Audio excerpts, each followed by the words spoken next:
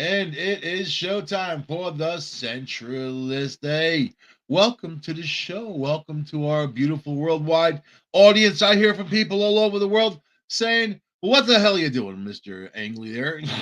The hell are you talking about? The hell are you doing?"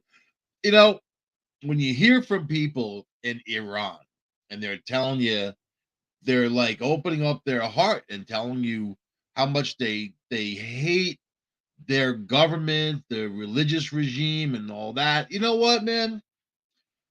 It warms my heart that there are people willing to speak up and take a risk. You're taking a risk. A lot of countries don't have free speech. In Iran, they don't have anything, nothing. I mean, they are just power and control, and it's a theocracy. So apparently, a short time ago, is Jay. Let me add Jay. Add Jay in there. Here we go, dude. I'm just What's talking happening? Iran for a second, but how you doing, man? How was your week and how's everything going? So far, so good. I got 5 days left at my old job, and then start the new job in October. So I'm pretty pumped. That's good, man. You know what? Change. A lot of people don't like change, but it's a necessary thing. You know. Unfortunately, yeah, I would have rather have stayed where I was, but they're just not promoting me. So this new place promoted me, and I'm I'm making at least a $5 or close to a $5 raise. So that's an awesome thing. Can't sneeze at that, man. No. Every little bit counts, especially these days. With Oh yeah. prices crazy, stock market crash, and oil went below 80. I mean, ended up in the mid 70s. I thought I saw. So, I mean, you would think at that point, OPEC's ideal price is $71 per barrel, which should make our gasoline about $1.80 a gallon. And then obviously it ain't no $1.80 a gallon. When the price goes up, they raise it right away, even in the Yeah. ground. Like those Even the stuff we've already paid for, right? I understand that. Yeah, that's what those them. those dealers had already paid for that gas in the ground. My father used to own a gas station, so I mean, you have to pay them, and that's it. And so, but when the price goes up, I guess they look at it like it's the commodity, and they're going to raise that price, even though what they paid. But whatever, I mean, and people trying to look for electric. That's not an answer. I mean, we're seeing. Wait till these electric car batteries start blowing up, and I mean, lithium. Have you ever seen a lithium fire? No. Oh my God, I'm not telling you to do this to anybody out there. Here's my disclaimer, if you put a nail through a lithium battery, like the thing basically explodes and turns into all kinds of unbelievable mess. Oh, it looks like, to me, it looks like a magnesium strip going up. It burns that Yeah. hot, and it's that active. So, and then, just recently a bicycle, one of those lithium bikes in the city caught fire and then burned up a whole apartment complex because it was Wow. leaning against it and it was so hot they couldn't put it out with conventional means. So, but that's, what, that's part of it. And I think when you make the mad dash to look for some new technology when you're not ready for it, it's just is what it is. But we're stuck with fossil fuels, and I think we need to just get better gas mileage. Try to get as much out of it as possible. Making strides. I rented that Jeep one time. It was in 2020. It was a brand new Jeep, a Cherokee. Man, that thing got like 30 something miles to the gallon. I couldn't believe it. Yeah, my car gets like on average 34, which is pretty good. My Jeep has a big giant Hemi in it. It just loves to drink Guzzles gasoline. Oh, every time it sees a gas station, it wants to stop and give me some of that sweet, funky stuff. Come on, Uh-huh. Mike, let's go. Let's go. I want some. I always have room for more. That's it. And that's the truth. But when I hit the pedal and I got the horsepower and I'm feeling good about it, and it's such a smooth ride, and you're going, it is what it is, man. It is what it is, and what I mean. We're all cutting back though, and now the economy's starting to take a dump. Stock market went under 30,000, man. Wow.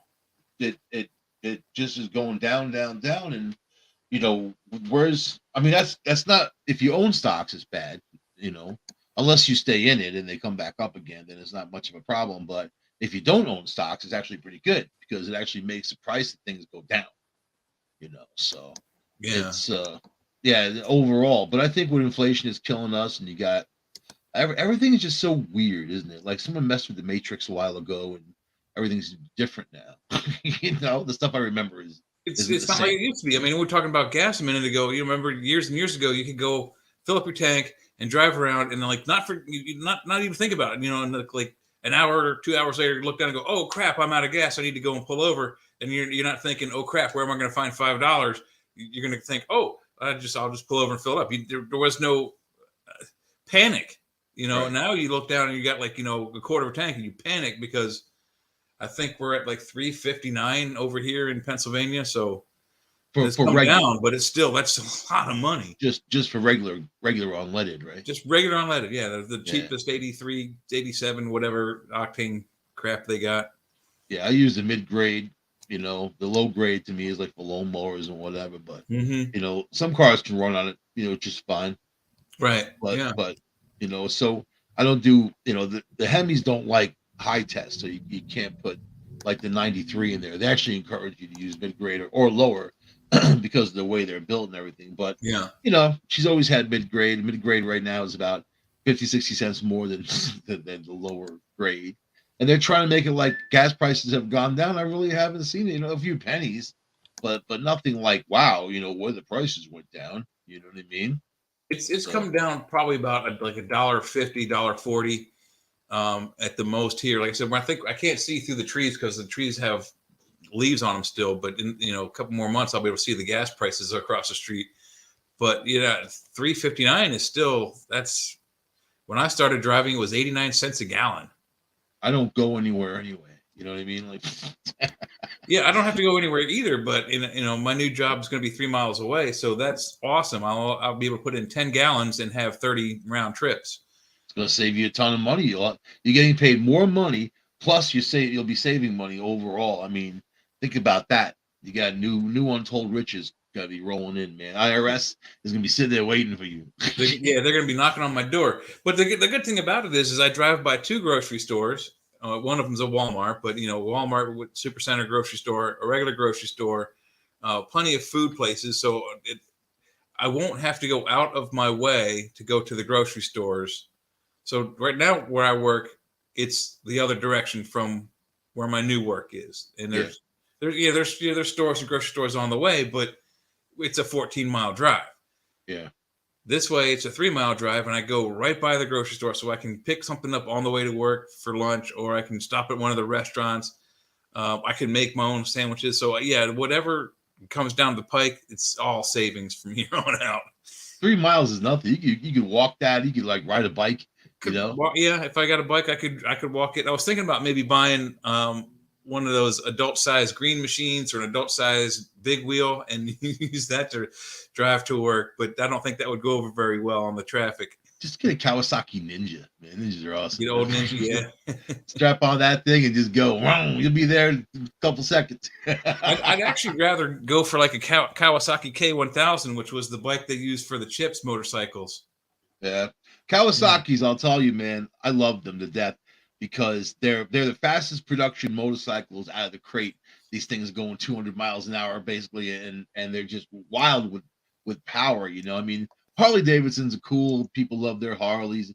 They're more for the people that can afford it, which are doctors and lawyer types. If you're just a regular old schmo, Harleys are expensive, man. Same for Indians. If you want to touch it, and what's the worth of having a Harley or an Indian? I mean, I don't know. If you like to ride, you like to ride. It doesn't matter what you ride. I mean, Yamaha. I think they got that Vulcan. Is that the one? That I don't know. I've heard of Indian and like a few other weird ones, BMW and so on. But yeah, there's a lot of different bike companies out there. To me, you want reliability if you're on the road. You want something that's going to get you there and get you back and not have to worry about it. I had an old Harley, and that thing was always like shaking apart and always tightening it up. And basically it was hand tightened nuts for some of it because it was just shake apart, but that you romanticize. I romanticize the past, and I'm a freak. When I bought a boat, I bought a 63 Owens Cruiser. It's like 30 feet long and 10 feet wide. Big wooden boat, man. I would never do it again. Never buy a wooden boat. And I schooled myself on it. I thought I knew everything about the wooden boat. Nope. Do you know that sucker's got a soak for 24 hours before you can even use it?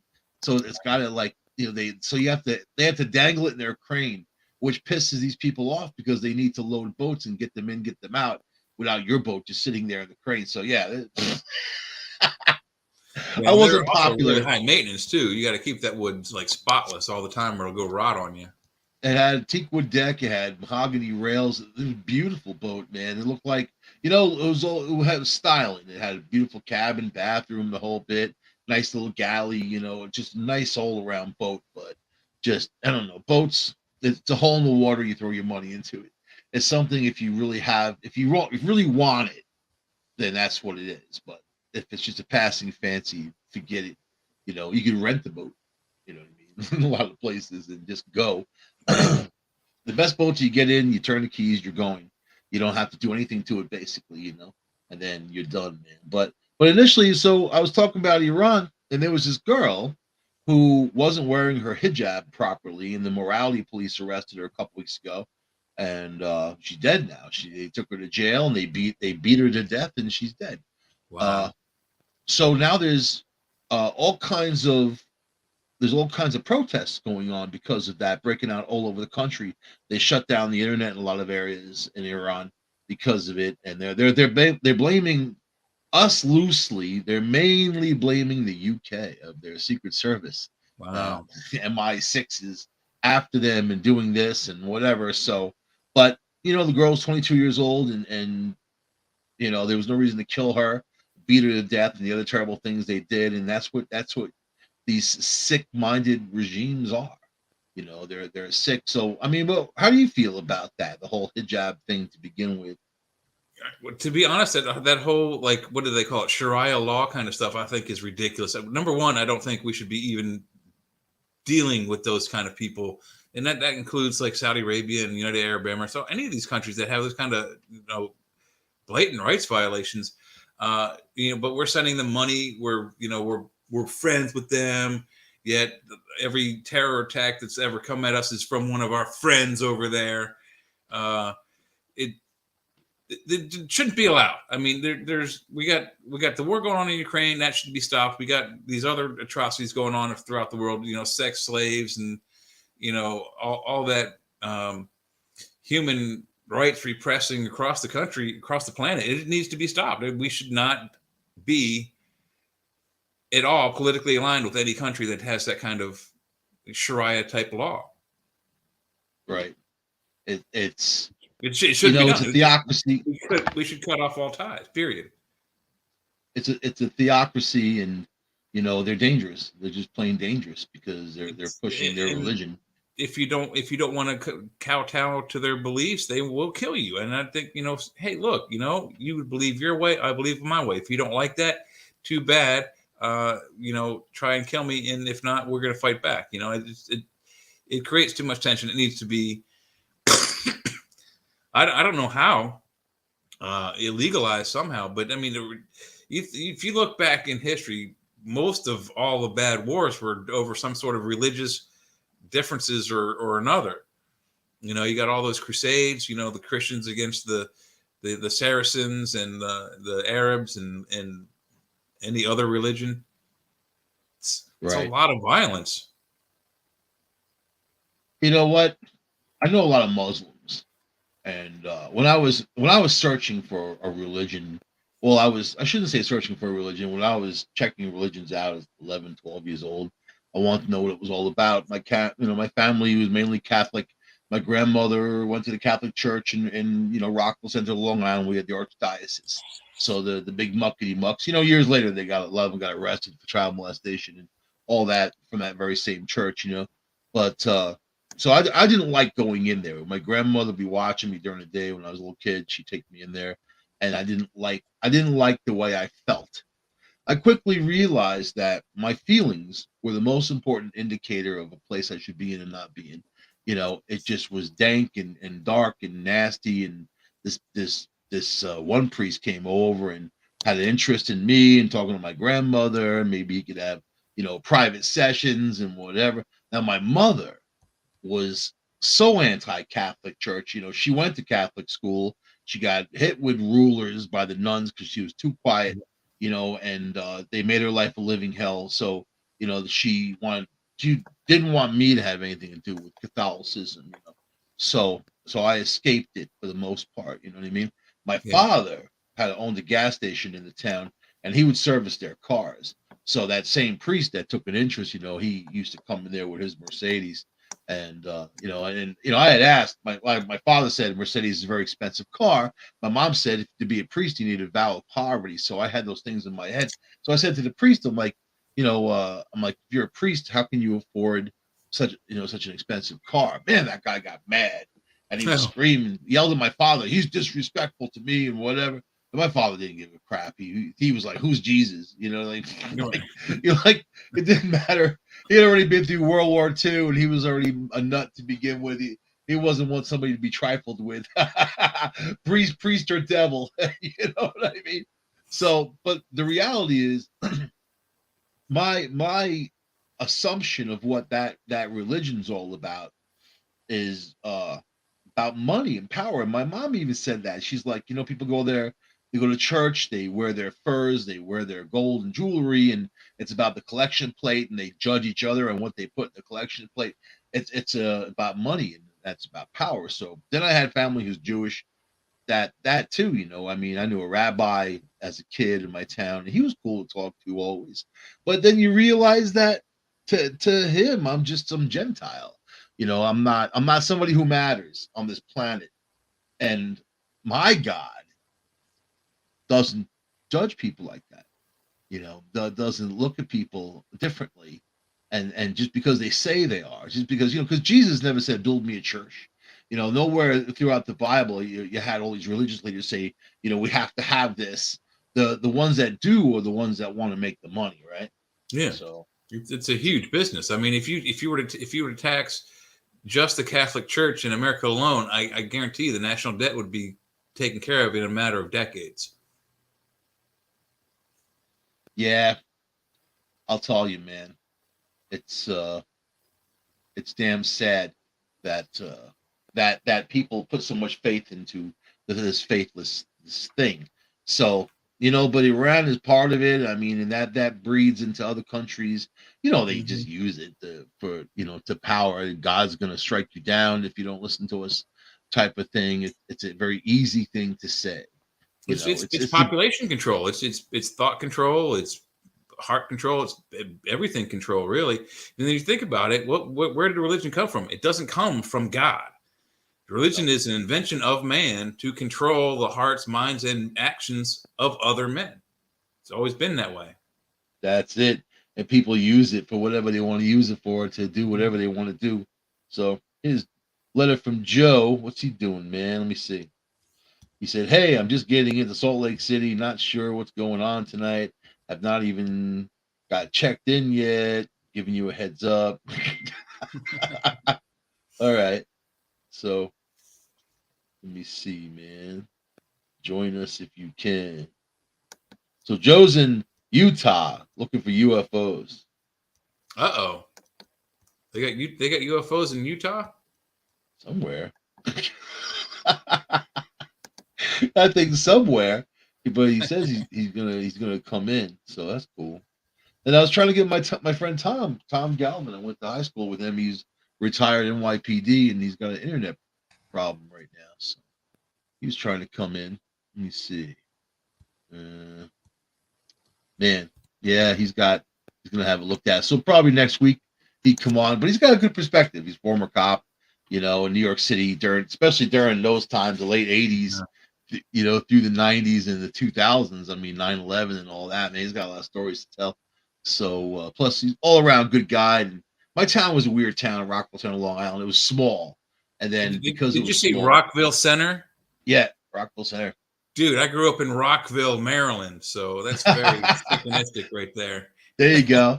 Yeah, Rockville Center, Long Island, man, and it's on the South Shore, but small town. But we were all friends, no matter what grade you were Hmm. in. If you're one above, one below, we were all kind of hung out together loosely. We all drank beer in the same places, man. Yeah. Like all the groups would come together, for that. So, but he went off, became a cop, and did his thing. And that was a tough time to be a cop. I'll tell you, even now I can't even imagine. Especially now, but yeah. Yeah. Now he lives in Georgia, so he's down there with his son. But I'll tell you, man, I don't feel good about this world right now. You see Putin called in. He calls up 300,000 troops that they don't have. So they're taking prisoners out of the prisons and saying we're going to forgive your sentence if you, no matter what they did, these are murderers and rapists. We're going to forgive you Yeah, if you fight the war, and they're not doing it. And all the males, because they're called out for I guess they have their own version of selective service, the draft. They're all yeah. leaving. They're all crossing the border. They're Hmm. getting out of town because they don't want to serve. They don't want to go to the Ukraine. So wow, what a situation! And then he threatened nukes again. So Yep. what do you think? What do you actually think? Do you think that he would? I mean, he's made these empty threats, and it just seems like more empty threats or I desperation. don't But think they're empty threats. At some point, he's going to point those weapons and shoot them. But I think it's going to take a lot. I don't think he wants to do it, but he will if whatever he wants to have happen stops happening. And right now, it well, looks like he's being stalled by the Ukrainian pushbacks. So whatever but if he nukes something in the Ukraine, it's going to be useless to him. You know. So that's he's the thing. I mean, what he's are, quite are literally, yeah, he's going to spark off World War III, and both know, and he may even die before any repercussions come his way anyway. I mean, this is their backyard, Russia.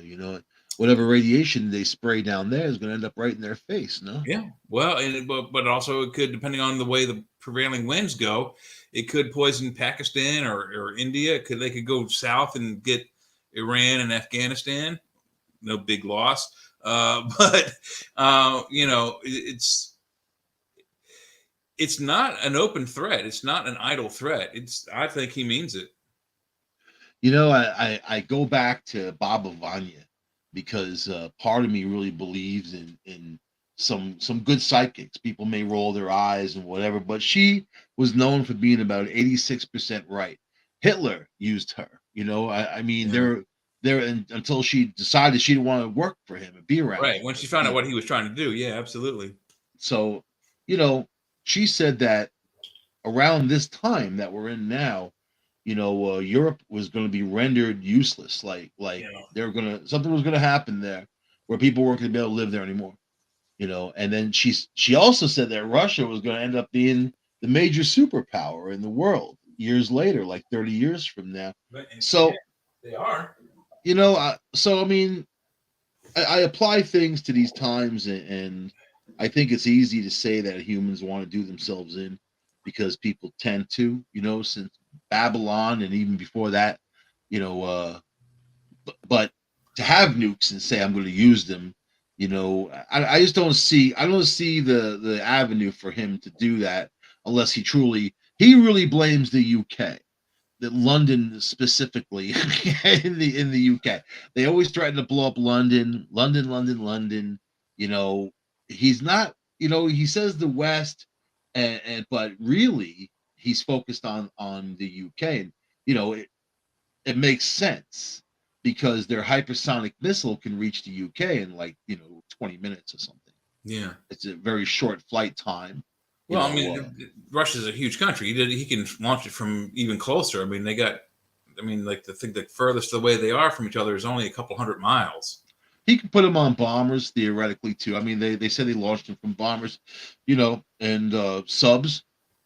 I don't know if the sub vehicles can launch those types of rockets too. Probably, I would say they could, be retrofitted. So, but I mean, it's a crazy thing to say, but that would be his safe zone to nuke something. But then there would be an immediate response if he nukes the Ukraine. You're still not going to have a NATO response. Oh no, I disagree. I think no matter where he sends that missile, it's an immediate response from everybody. you see, I think that first you need leadership, and we don't have any right now, and England doesn't have any. Everything's in disarray. For someone to really say we have to do this, a strike against us, yeah. Maybe, yeah, maybe. I mean, there's also part of me that says this government is so weak that they wouldn't even respond to that. I hear Yeah. that it's an automatic response and whatever, but once you start launching, it's pretty much done. they've also got tactical, warheads that much smaller that could, that could do a lot of Yeah, damage. small area of effect, but still, But it's a nuke. but it was also Putin who came out a month ago saying nobody wins a nuclear war. I actually think he thought about it.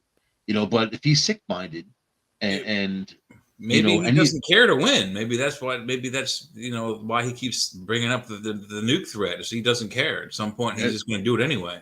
they're telling them they're gonna draft people's children and take them and put them in the army. But you know what? They've lost most of their air power. They're Mhm. gone, and you just can't take a 15-year-old and train him as a pilot in a matter of 3 days and put him up in a MiG. It doesn't work like that. So they lost a lot of experienced pilots, generals, soldiers, anybody, all these mercenaries. They're the biggest and the baddest. Russia tried to launch another attack today, and they got pounded on. And then the Ukrainians took out their depots, their ammo depots, and all this. Like boom, boom, boom. There, the Ukrainians are fighting with passion, and now they have very easy, shoulder launched technical capabilities that the Russians just can't manage. They're even building those HIMARS out of wood and plywood to fool Russia to say, well, they're bombing this wood and they're laughing like, you don't even know where we are. So Yeah. that's guerrilla combat. That's guerrilla combat 101. You hide in the hills and you attack the enemy and you move as fast as you can so they can't get a position on you. So Russia has no air superiority now. They've lost that.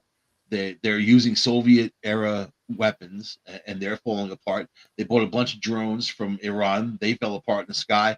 The Ukrainians figured out how to shoot them down right away. They were laughing about it. So they said probably the Iranians did it as their friends or something.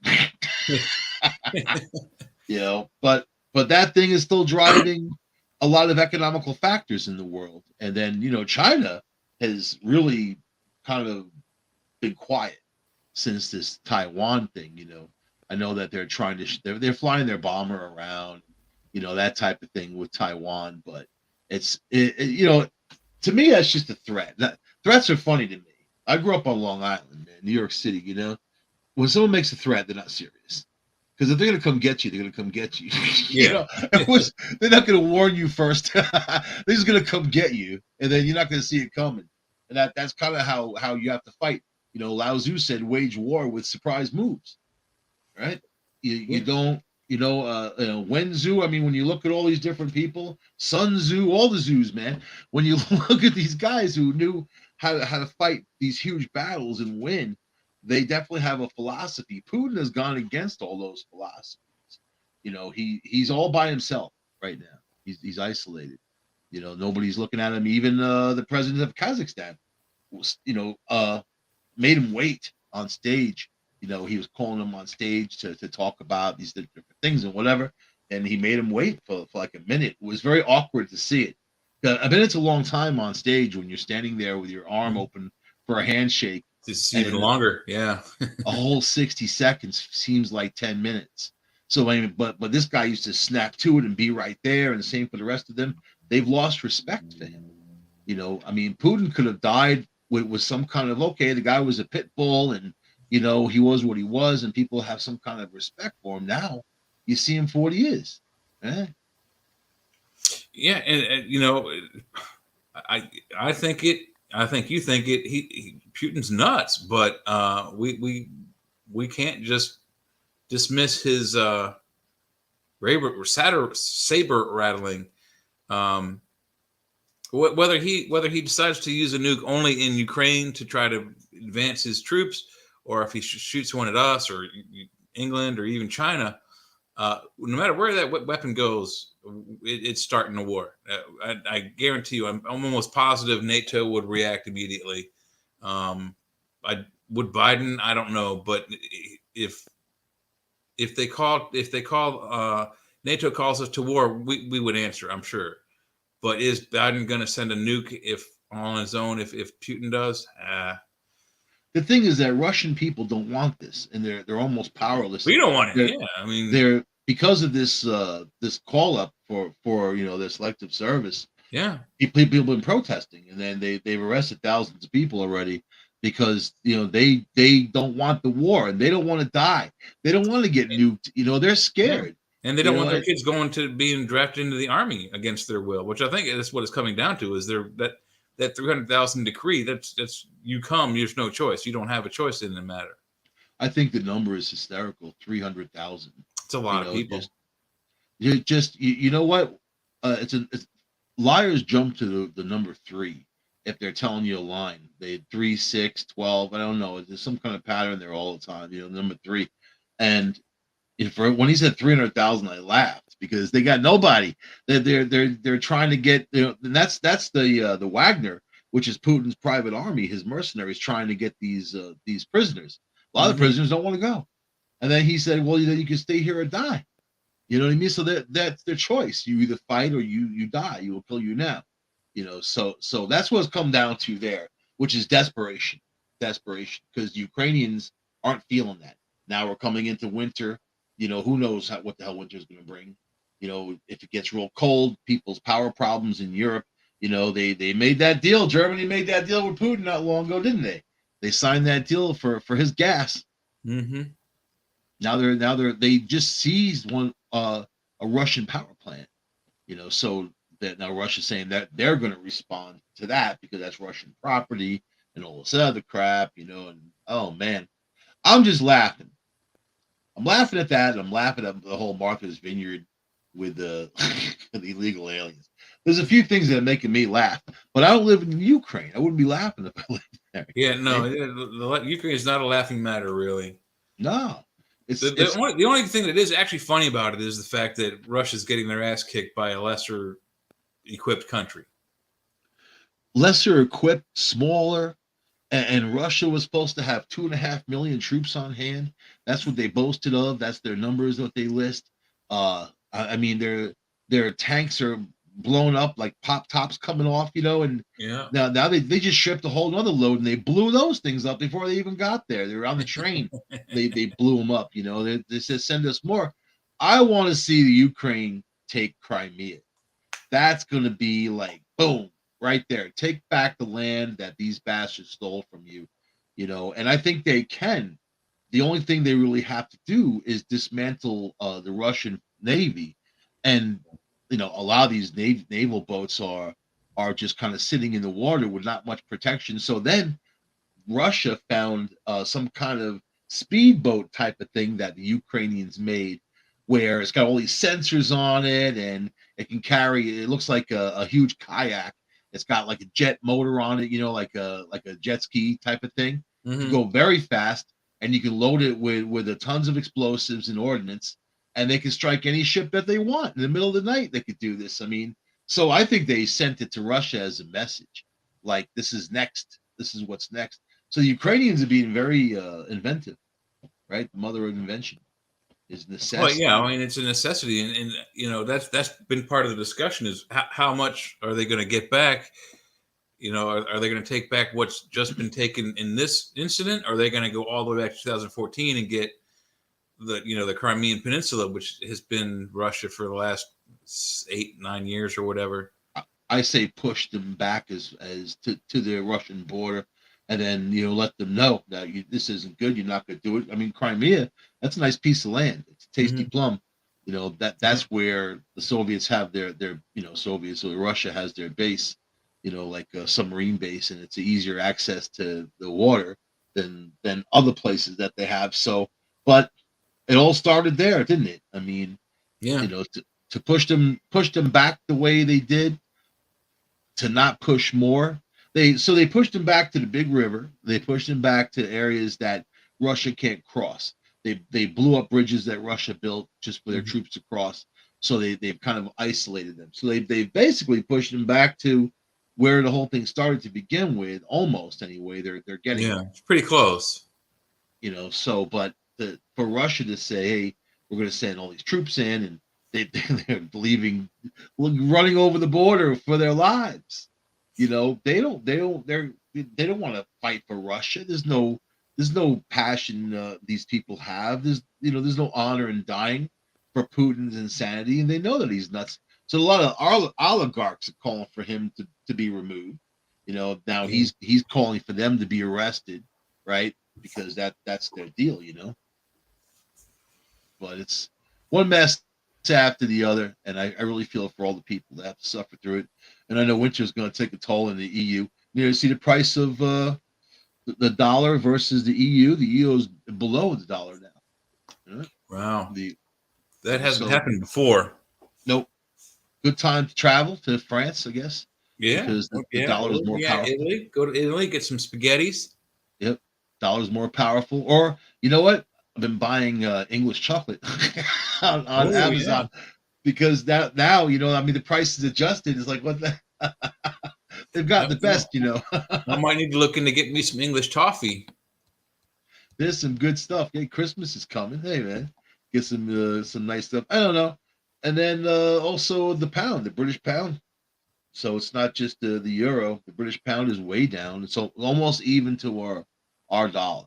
So it's getting there. It used to be like a buck 50, somewhere around there, versus Right. ours. So, but all of this is a culmination. You got so now. What do you think about the king? King Charles has King Charlie. taken. He's taken the little ginger there and put him way outside. Not even in the doghouse. This guy's outside in the yard. Little Prince Harry, he's out there. So Charles has this mission where he wants to cut him out of everything. So do you think that Prince Harry is really Charles's son? Well, I mean, if he's going to try to cut him out of everything, that's a pretty big statement. I mean, did he even say why? I mean, I don't know the full story on this. Because he's pussy drunk with Yeah. the girl. Wow. She's got him wrapped around her little finger, and now all the stuff is coming back to him. He chose her over his family, and you never do that with women. Never, Right. never. Women come and go. Family doesn't come and go. Women come and go. Your friends don't come and go. Really, women come and go. And I learned that a long time ago. And there's a lot of women that would like to put a wedge between you and your friends, your family, anybody you love, so they can control you. She is one of those women. Right. She has her podcast. You know that she recorded the whole funeral. She had a microphone running in her dress, and she recorded the entire thing. And she does she does that podcast, so she probably wants to go out there and play that or bounce on Oprah and listen to what they said or that kind of stuff. So, but King Charles put his son William in charge of all of his money, so he doesn't have to pay taxes, on the billions that the billions of the businesses that he runs, not including the money he's getting from the Queen Mom, right? But I have a weird feeling that it was the Queen that said, we're not going to come out with this information about Harry, just bury it. And then now that she's dead, I don't think it matters. Because the dude, I mean, I don't think Harry is Prince Charles's son. I'm going to say that. I've said that before. His mom had a thing for that bodyguard, the guy, and the friend too. They both look just like Harry, but the one guy, man, they look like identical. That if you saw them together, they look like father and son. And she was having sex with him at that time. So she's having sex with the guy at the time. She has Harry. She's not having intermittent sex with Charles because he was off with the woman he's got now, his consort, right? So I think it's very, very legitimate that it could be illegitimate. you know? Well, I mean, it sounds like he knows something, which is, I mean, I can't imagine any other reason why he would try to get rid of his son from, future whatever he's, entitled to as king or prince or whatnot. He's not acting like a dad. A dad would take him to school about the woman that he's with and how manipulative she is. She's manipulative. She's narcissistic. I've seen all the stuff that she's dug into this guy, and she totally controls him, and then leads him around like a puppy dog, right? Right. So, but it's interesting now. He's feeling estranged. Now he's feeling pushed out. They said, "F you, man! You're not coming to the party." They were invited and then uninvited. That's even worse when you're invited to something and you get uninvited. You know what I mean? Yeah, that's not good. I'll never attend a party that won't have me. so And then they had to sit outside in the cold, right? But you know what? Megan called the family a racist, and she went on with Oprah. Oprah doesn't care. Those get off of her jib. You Yeah. know that's how she gets ratings. She doesn't care if she destroys somebody's life altogether. But I mean, I don't care either. I liked Harry when he was naked falling in the pool in Vegas. When that was interesting, that was fun, man. I was living through that. Now with this chick, you ever watch The Walking Dead? You don't, do you? No, actually, I I haven't think seen that show. I've only seen I clips think of we it on news and media and whatnot, but I have not we seen the whole show. we've talked about. I think we talked about that last week. This guy Glenn, who was all happy-go-lucky, even in the midst of an apocalypse, he was kind of in compartmentalized into himself, having a good time in his own mind, being the risk taker. Then he meets this chick, and his whole life gets turned around, and his whole life ends up being lived for her. You know what I mean? And that's a lot of dudes fall into that with women. They fall into that Hmm. scenario. You know, otherwise you're single. Yeah. You can take your choice. Fall into that with this. It's so mechanical, and then they use men as utilities, that type of thing. And when you're not worth anything anymore, they chuck you aside and get somebody else. I mean, that's a lot of people these days, and it's a damn shame that it's like that. The loyalty and longevity and building that trusted relationship doesn't seem to exist with a lot of people. You know. No, it really doesn't, especially when it comes to like I mean, just look at any of the guys. Like, there's what's that MUFON guy that had the child pornography and child molestation charge put against him. Right. Everyone immediately puts them at arm's length. It's like, if they hit you with anything that has to do with child pornography or child molestation, you've got a pox on you, and even even if it's not true, people who are your best friends are going to disown you from that, just that stigma alone. Meanwhile, we have teachers who are talking about kids' private parts and teaching them all kinds of stuff. 5, 6, 7, 8 year olds in schools about transgender and this gender and that gender and how to have sex, and they're showing them all this stuff. They're basically showing them pornography. And they think Yeah, it's quite all right because it's part of the liberal agenda, which makes you say, hmm. Corey Feldman, the actor, came out a few times and he named names. He said that there's pedophile sex rings in Hollywood. He talked and the music business too. This guy was on the inside. He knew, yeah. he knew. And they did nothing. They didn't even investigate it. So what do you do that to have to get something that like that investigated? You see the FBI going to Mar-a-Lago looking for this, looking for that, and grabbing Melania's panties and stuff. They go into Mar-a-Lago, but did they ever raid that Maxwell, Gasoline Maxwell? Did they ever raid any of these Hollywood pedophiles or pedo pimps? No, nothing, nothing. They did raid Epstein, and they said that they found photographs of famous people and videos that he took because he was blackmailing all these people with all the stuff that he would gather on them having sex with children. Not a word. No names, no nothing. You heard about Prince Andrew. That was it.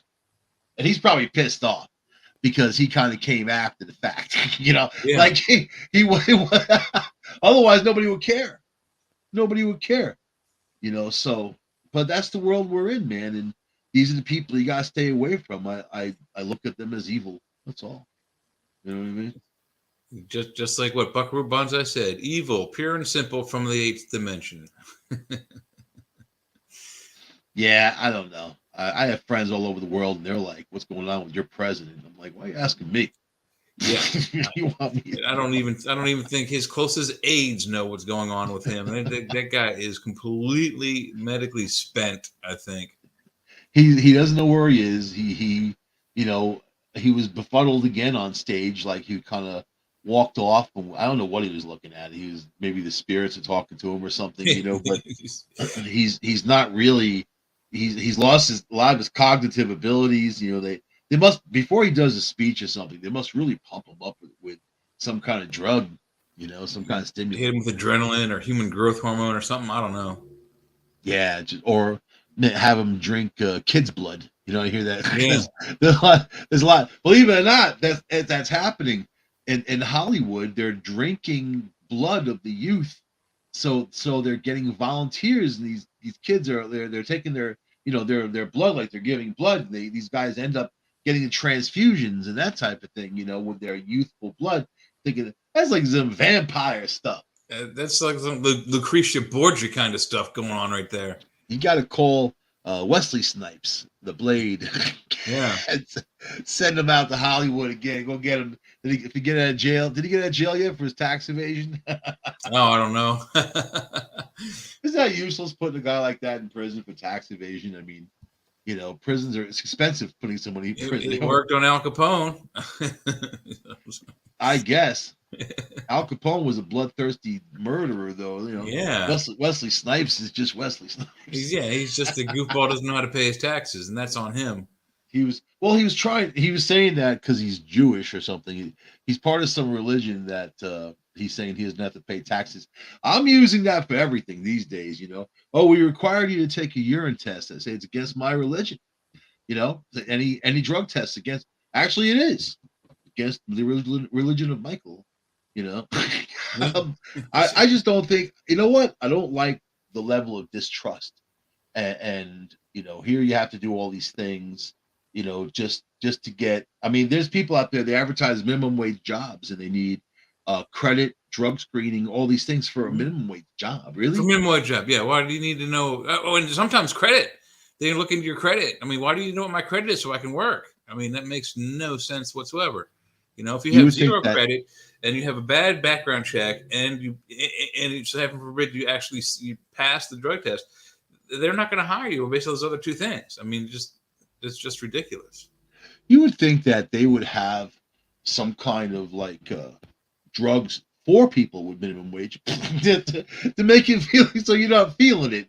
I want to take that feeling away of making working for you for 40 or 50 hours or whatever and making no money. But I just see it as tightening the screw. More power and control over people. You want to tighten things, and I'm in the world where if you need to make money, there's always a way to make good money where you don't have to really bust yourself to do it.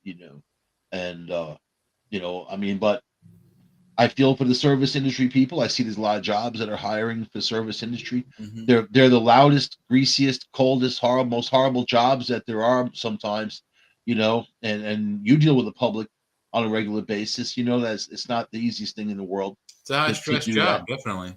Yeah. And you have to be there, and also, you're opening yourself up to COVID and other things, anything floating around. So I mean, there's that too. And I think that these businesses, when they tighten things up, you just have to give people the benefit of the doubt. All right, if you're in your job and you're acting loopy, we want to take a drug test. You know what I mean? Because we think there's a problem. But if they're just coming through the door, why bother saying, "Hey, we don't trust you. Take a drug test." They're not giving you a drug test from them. The people like the people interviewing you, the ones who run the business, they're not supplying you with a drug test. I just find it interesting. And now, like in New York, marijuana is legal. So how is that going to figure in over the overall drug test? Because I've seen out in Nevada where people didn't hire someone because of drugs, and because of marijuana, they got sued, and then the person won. They won like $1 million, as a matter of fact, because they weren't allowed. If it's legal, they're not allowed to say you can't use it. So I've seen some. But I think also companies can decide whether or not to follow the federal ruling or the state ruling, because I think the company that I work for, they still have negative aspects of that. So if you crash one of the forklifts, they give you a drug test. If you fail, you're immediately fired, even if you have a medical marijuana card. That would make sense, though, because you don't want people on any kind of drug or anything while they're in their job. You know what I mean? Right. But it's elective that they're choosing to look at it from the federal aspect rather than the state aspect. Mm-hmm. Because it's still against the law, and the feds. It's still against federal law. Weed is still illegal in Pennsylvania anyway. So I mean, you could have a medical marijuana card, but I know that recreational sale is still illegal. Mm-hmm. But I mean, it's going to come to that. So then the Democrats said they're going to declassify marijuana and take it off of that Schedule I. Chuck Schumer, he pushed it through. Nothing happened. It goes nowhere. They don't care. It doesn't put money in their pockets. It doesn't. It doesn't. New York State's going to end up getting a lot in taxes because of all of this. But I Mhm. think that they're going to be surprised that, you know, like in all the states where they legalized marijuana, deaths didn't go up like they predicted. In fact, deaths went down. I think a lot of people, even I know some people will smoke it once in a while. I think even because it was illegal, it's like a thing to do. Ha ha ha! We're getting high Yeah. and f the government. And Right. then once something's made widely available, then you're not looking for it as much, and that type of thing. So but I just don't, when I see the market now, the market's going to crash completely. The stock market's crashing, but we talked about this on the last few shows. People don't have the money for the extras. They don't have it, and if you don't have it, you can't spend it. It's that simple. They maxed out their credit cards. They're deeply in debt, and that's it, man. I mean, what happens after that? You got to file for bankruptcy or some other kind of debt relief. We've got rising grocery costs in this country. One of my friends today posted, and I don't remember which friend, but out west. Oh yeah, out in California, my friend Stephen Pisani. He went to the grocery store. He was going to get ground beef, either to make spaghetti or tacos, whatever the hell he was going to make. $18.99 a pound for ground hamburger. Wow. Yeah, wow. That's a damn filet mignon steak right there. See, that's why when I complain about gas prices, I don't do it to my friends in Europe. Yeah, Because then they're like, I tell them what I'm paying, they're like, that's cheap. Look what yeah, we're paying 3 times more. But yeah, I mean, and like around here, it depends on where you shop. Wegmans used to be a good store. It was the one that it was reliable, good products. It hmm, was for a long time. Now that I'm dealing with them here and there, I find everything they have is fallen. You could tell that they've cut costs at base. yeah, It's rolled down into their product line, definitely, and it's just not worthwhile. Then they raised the prices too. The packages got smaller. They raised the prices on things, not just them, but the other manufacturers.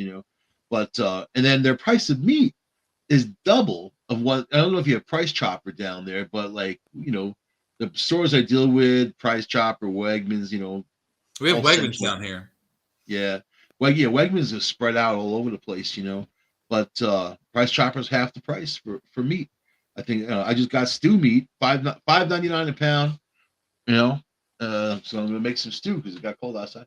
So, but that's so I mean, you can shop around and you can find a deal, and I shop on sale. I'm one of those people. I hate clipping coupons. Now I don't have to because it's just on the app and I just click what I want. But it really is like some places just really gouge you, man. They gouge you because they can, like these oil companies and the government. When it comes to fuel, there's no reason for the prices to be this high. There really isn't. It's because of their policies that drove all that fear into the They futures set the market. price, and what do they use for parameters to set the price? I guess it's whatever they feel like. Global warming is what they're focused on. Climate change is what this government's focused on, and electric cars and all these other things. And they're so unrealistic.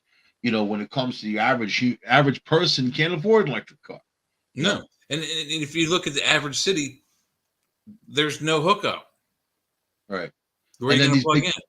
the big companies like Ford, they don't want to make electric cars on the lower level because No. they say it's not even profitable. That the batteries don't last. You're looking at the battery life within 2 to 3 years. You're at a half life on the battery. You're not getting. And yeah, they have they have a way to charge it. They're pretty quick and they're trying to implement those things. But the fast chargers kill your battery faster. It's just like the Yeah. battery in your cell phone. In the beginning, it's nice and crisp and it has all the power in the world. After a little while, it's not doing too well. After a while, you got to get rid of it and replace it. And the battery costs almost what the phone costs. And that's what these batteries are 20 grand. One guy just had to replace his battery in a Chevy whatever, $27,000 he had to That's the cost of a car. pay. Yeah. He said the car's only 3 years old, so he didn't know what to do. I mean, what do you do? I mean, you know, and then when it comes down to that, people hold on to their cars for a while, and then yeah, you have a group that will cycle them out, that type of thing. But really, people tend to hold on to their cars because they want to pay them off and not have monthly payments, be able to milk it as long as they can. Now you're not going to do that with electric car, and the resale value of electric car is going to be almost nothing. So it's not good. Doesn't work. It doesn't make any sense. And then No, you're going to see it's consumerism at the peak, because long ago you buy a car, in the 70s, $4,000, $5,000, $8,000, $10,000. You get a Camaro, you get for $2,000, $3,000 you get an MGB, but you almost always bought it one lump sum. Yeah, very few people had any of those long time 5-year lease deals and that kind of thing. The car was yours, and then in 10, 20 years later, which the car would last 20 years, you could either sell it to someone for a rebuild, or you could scrap it. Yeah. The cars today, they do, I mean, I guess they seem to last a little bit longer than cars from before, but they're 4 times, 5 times, 10 times as expensive. And now we've got the gas, and the oil is reaching those same prices. It's almost economical not to have a car. Yeah, I mean, that's the way they want it. They don't want people to travel and move around or any of that stuff. They want people to be pretty much isolated, and then that just seems to be the trend, And then now with housing, so housing has hit its peak, and now it's starting to go down. It's crashing all over the place because, let's face it, things went out of control, and now the builders can't even build because the materials cost so much money. You can attest for that. How much is plywood? Your average sheet of plywood these days? Oh, they're in the 25, $24, $25 for the least expensive piece. Wow. Yeah. I remember when it was like six or seven, not that long ago either. Well, 3 years ago, right before COVID, the least expensive 4x8 panel we had was like $17. Oh yeah. And then COVID hit, and it shot up to like $55. It's been a while since I bought plywood, but no one can afford it. I've had people come to my department. I work in the electrical department. I had guys come in. They're going to put in a new oven, or they're going to wire a house that hasn't had an oven before, or they're new construction. And this one guy needed 90 feet of 6'2" wire. And when I told him how much it was by the foot, he's like, never mind. He couldn't afford it. Yeah. It's like $7, $8 a foot. Right. I mean, at that rate, you want to look at the aftermarket. You want to look at the suppliers that have been sitting around. I knew a guy that stuffed. He had 2 warehouses. He stuffed it full of materials over the last 20 years. He was buying plywood cheap and all these other things, drywall, sticking all in there, and then now he's selling it off because it's all brand new old stock. Yeah, new old stock. Yep. But he's making his money. But I don't know, man. I don't, if no one's got money, the stock market obviously is not going to do well, and also people's businesses aren't going to do well, And then what? We've been here before. We were here with Obama. Remember Obama? High gas prices. What was the reason for that? What was the reason? Because they were just as high as they are now. I mean, same reason, because he turned off a pipeline. Yep. They want to be able to make people suffer, to drive them down to their lowest point so they can say, please, please help us, and then they give them a bone, and they give you a hand, and everyone's like, oh, thank you. It's a shame, because there's going to be more of it, and I mean, this holiday season is going to be rough. I think it's going to be rough for a lot of people. Housing, just one thing, but to heat your house, I mean, anyone who lives anywhere that gets cold, which is a lot of the United States of America, is we're gonna feel it. I have electric heat, and it's included in my rent. So yeah.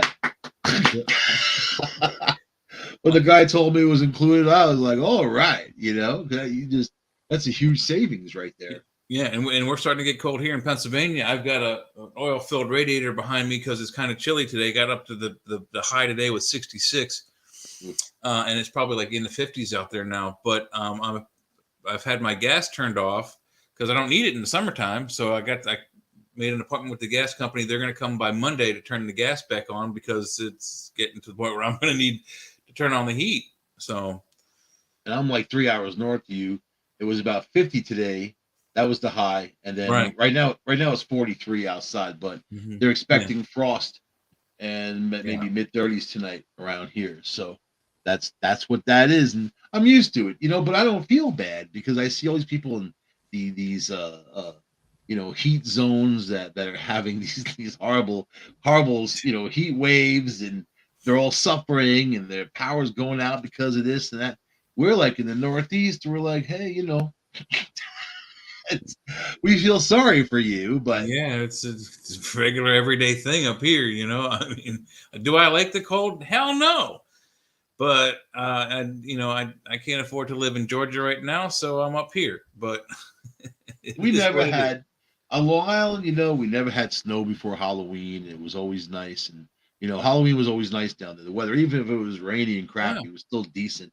yeah, But like up here, we've had snow multiple times before Halloween, pumpkin sprees and whatever. The kids go out anyway because it's candy. They don't care yeah. what the It's free temperature candy. You is. can't. Who cares about the weather? That it's probably more fun for them to be running around out there when it's like that. But so you just deal with it. But I know last year we didn't have any below zero days last year. Did you guys? You probably didn't because you're No, we warmer got than some we are. pretty deep cold ones though, like like 9 degrees, 10 degrees, but not negative or zero. Yeah, worst Well, around wind here is chill factor, they say it was negative 25 or whatever, but that's that's not a actual metric. that's Valentine's Day always. You can count on 25 below zero for wind chill to make the men suffer even more to go out and get those candy hearts. Get those You know what I candies, mean? get those roses, get them Make them chocolate suffer. bunnies. You waited for the last second. Now you must suffer. But I don't know. I don't mind the cold. I mind the extreme cold. Below 20, I don't like that stuff. Yeah, And that's nasty. Yeah, um, and I wouldn't mind being able to go out skiing again, but I haven't skied since I was like a teenager. So my luck, I'd go up on the hill, even on the bunny slope, and wind up breaking my neck. it's a dying sport, unfortunately. It's a sport that can kill you, so that makes sense. So I But mean, I don't know. What do you think about this Supreme Court blocking the yeshiva, the LGBTQ club from forming in this Jewish school? uh, that a lot of problems. To be honest, I'm not in the LGBTQ XYZ community, but you know, they don't bother me. Why should I bother them? I could care less what they're trying to do. Um, they got their rights and they're what they deserve. But what is the club trying to do? I mean, are they going to try to subvert the That's school body? I that's mean, I don't understand who cares. I mean, that's they're what trying they're to trying to. create a club. Big deal. So what? That's what they're trying to avoid.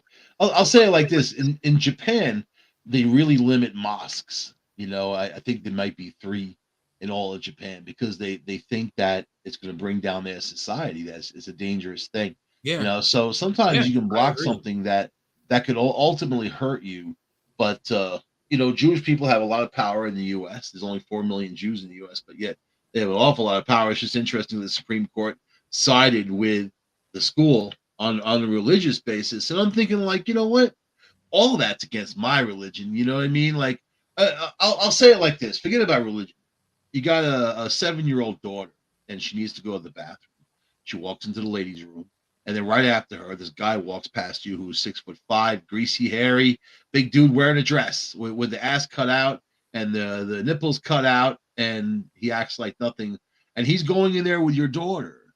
You Hmm. know, there's to me, that's the most wrong thing that you could ever even do in a million years. Because Yep. when I see a dude like that, I'm not looking at someone who's just living their lives, who has adjusted to the world or whatever. I'm looking at somebody who can't function in our world, who is a ticking time bomb as to whatever's going to offend them, or even let me touch you there. Oh, let me do it, because that's what they do. You know what I mean? Yeah. I totally So agree with you. Yeah, if that scenario happened to me and it was my daughter, I'm walking right into that bathroom right after that dude, I used to be guaranteed. part. I used to be part of community television in Ithaca, right? local cable channel, and I did shows, and I helped other people do shows too. So I was a director there, and whatever. And if someone needed a hand, I would give them a hand, and that's the environment it was.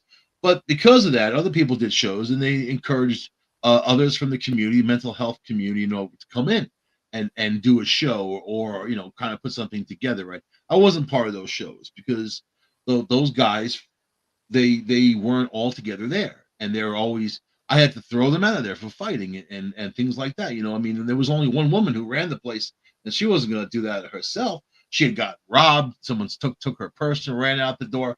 So that's what you invited in with all of this. None of the people I met, these guys who wore the dresses and all the big trains, none of them were functional. They were all on welfare. They were all in these social service programs. So you're thinking, like, you know what? So here are people who just, they got problems and they can't function. Why validate what they're doing like it's okay, and then tell children it's okay to be like that? You don't go and validate people's mental illness, you know. And that's just me. It's not part of my world, and guess what? It doesn't have to be, because I'm an individual and I can make my own choices, and I don't want people calling me this and calling me that. You're hateful of hate, whatever. Listen, man, I'll live and let live. If you're going to live your peaceful life and do your thing and become a functional member of society, Yeah, that's the key or word, functional. yeah, or are you going to be there and be a blight on society? And that brings us into a lot of touchy areas, man. Especially when it comes down to crime, and who commits crimes and what we have to support, and Yeah. and large groups of people that we're supporting with welfare, social services, and all that. So it came down to what was it? Don Lemon, you know that guy, right? From CNN. He's No, I he's don't. a I don't. I he's a don't know who he is. he's a black dude who he used to be on there at night. He had a 10 o'clock time slot. Real crazy extremist. Like he went off the wall. In fact, I don't even think he believes the bull crap that he says.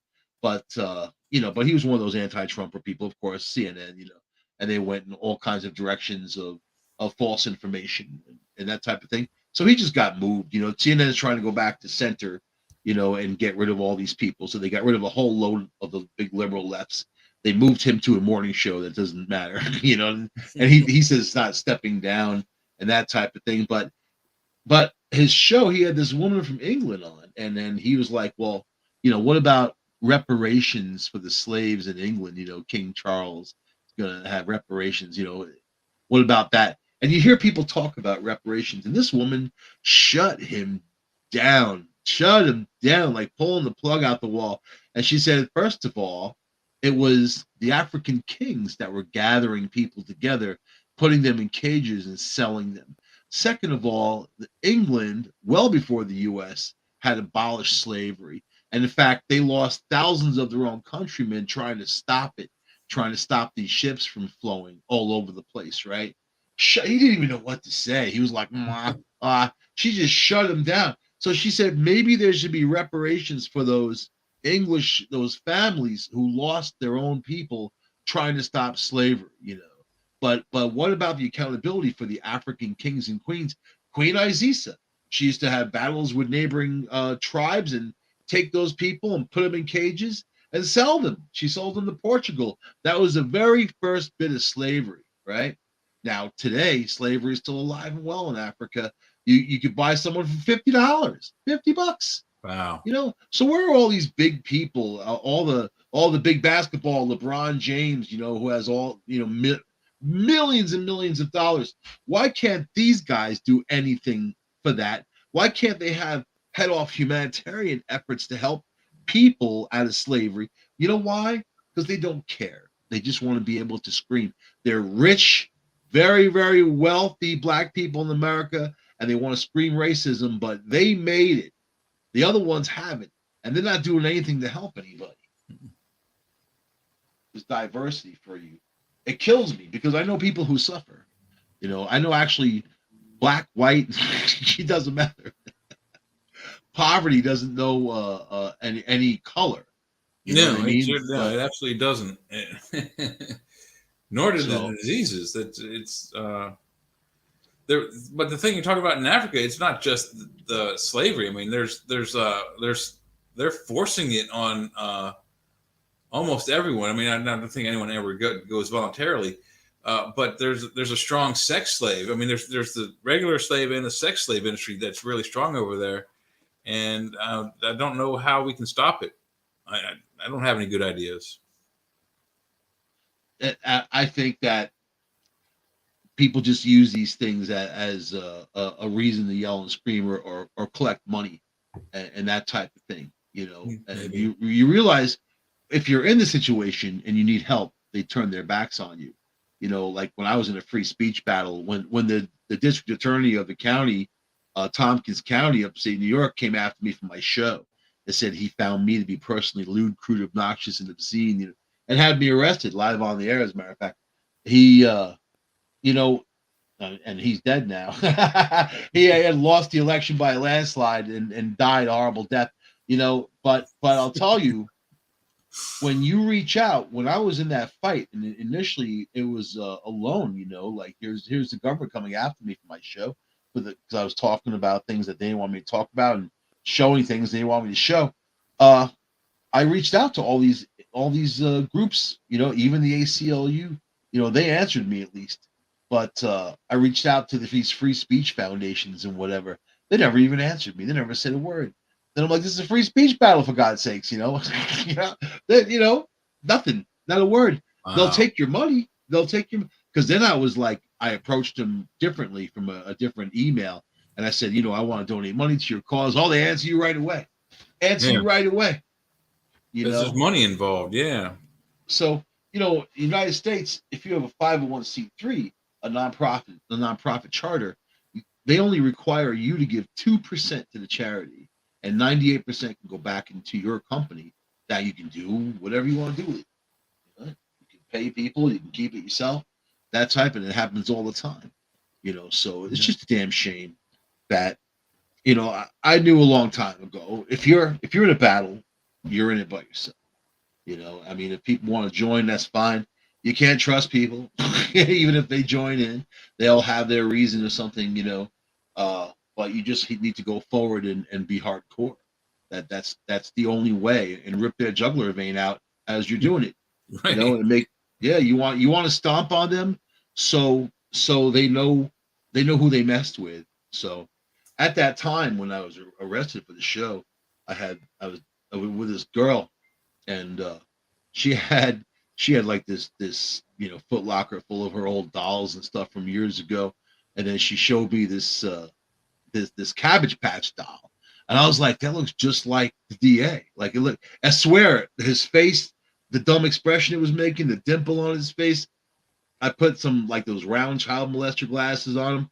That's what he used to wear, and dressed him up in a little suit with a little tie because he wouldn't come on the show, of course, to discuss the charges or anything. I put him on, and then I started doing the show. I was taking live phone calls, and these college guys called in. You could hear there's probably 20 of them in the background. Like a room of kids, and they're like, "Hey, dude, we support you, man," and like all that because it was a lot of that. Cornell totally supported me. The students up there, and that was just an interesting time. But I was like, "Yeah, I got George Dente's here, man. The DA. You want to see him?" The guy's like, "Yeah." I threw the switcher, and there's on camera this huge Cabbage Patch face taking up the whole screen. Oh my God, they laughed their asses off. It was a fun show. But now the following day, local judges, lawyers, police officers were calling his voicemail, saying, "Hey George, saw you on Angley's show last night. You were looking pretty good, buddy." This guy hated me. And when we got to the trial, he looked like he wanted to get up and run over and choke me if he could. I had a smirk on my face because I had known that I was not going to lose. I had free speech on my side, and the jury, you could even read their faces. They were like, "This is bull crap."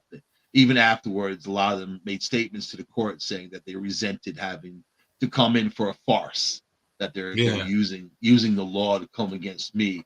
They could have given me 50 grand. I would have left town. The Yeah. trial cost $110,000. Of They could have taxpayer given me money. They could give me 50, 60 grand. I would have been gone. Like, bye. You can buy. I have a price. You can buy me out. But I don't know. And it was covered by CNN and all these other people, Fox. They all came out because it was a big deal. But he was an unscrupulous DA, and this guy just saw things the way he wanted to shut down the porno shop downtown because it was against his beliefs and whatever. Your beliefs don't figure in as a district attorney.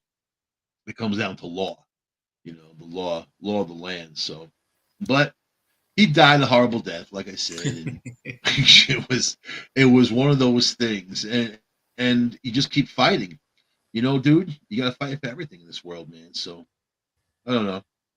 How about 4 ways to bring out your partner's true feelings?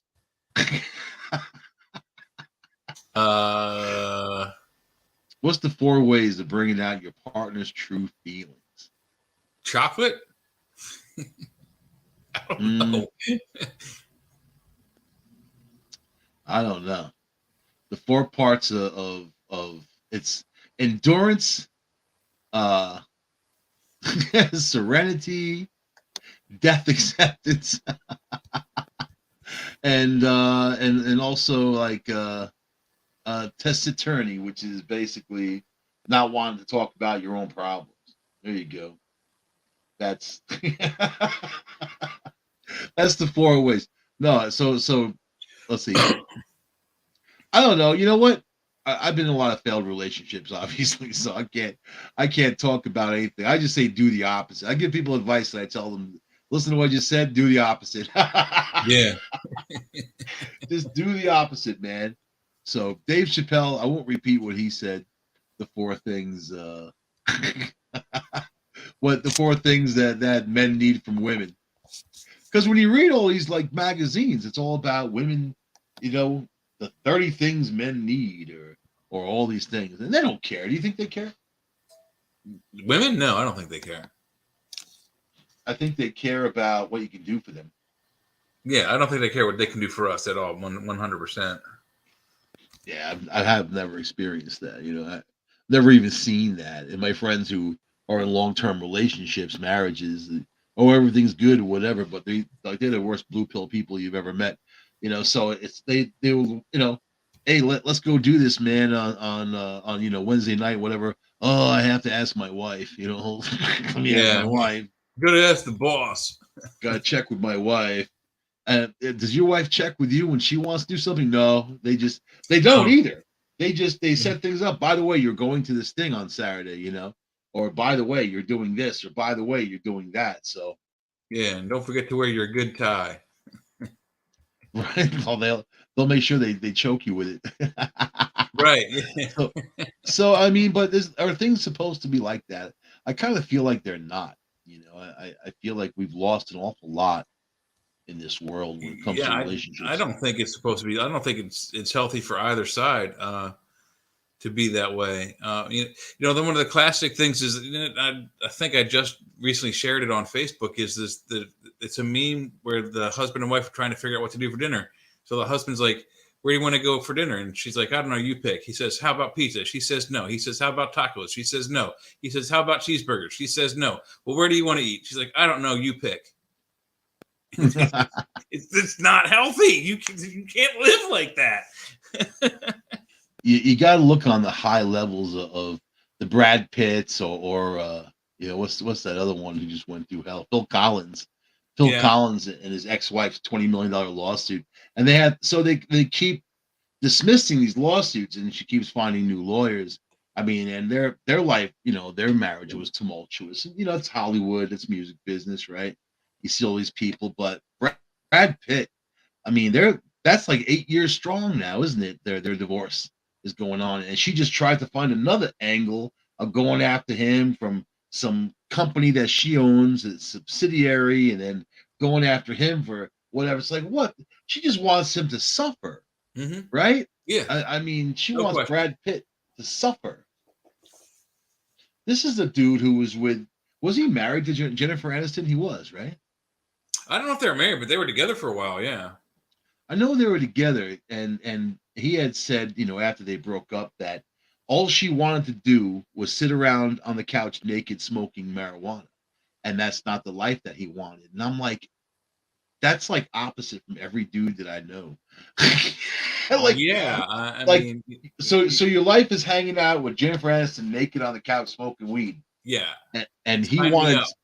instead he ends up falling for Angelina Jolie, who's known as being a nut. She's known for being crazy. It's like she's Yeah, crazy all day long.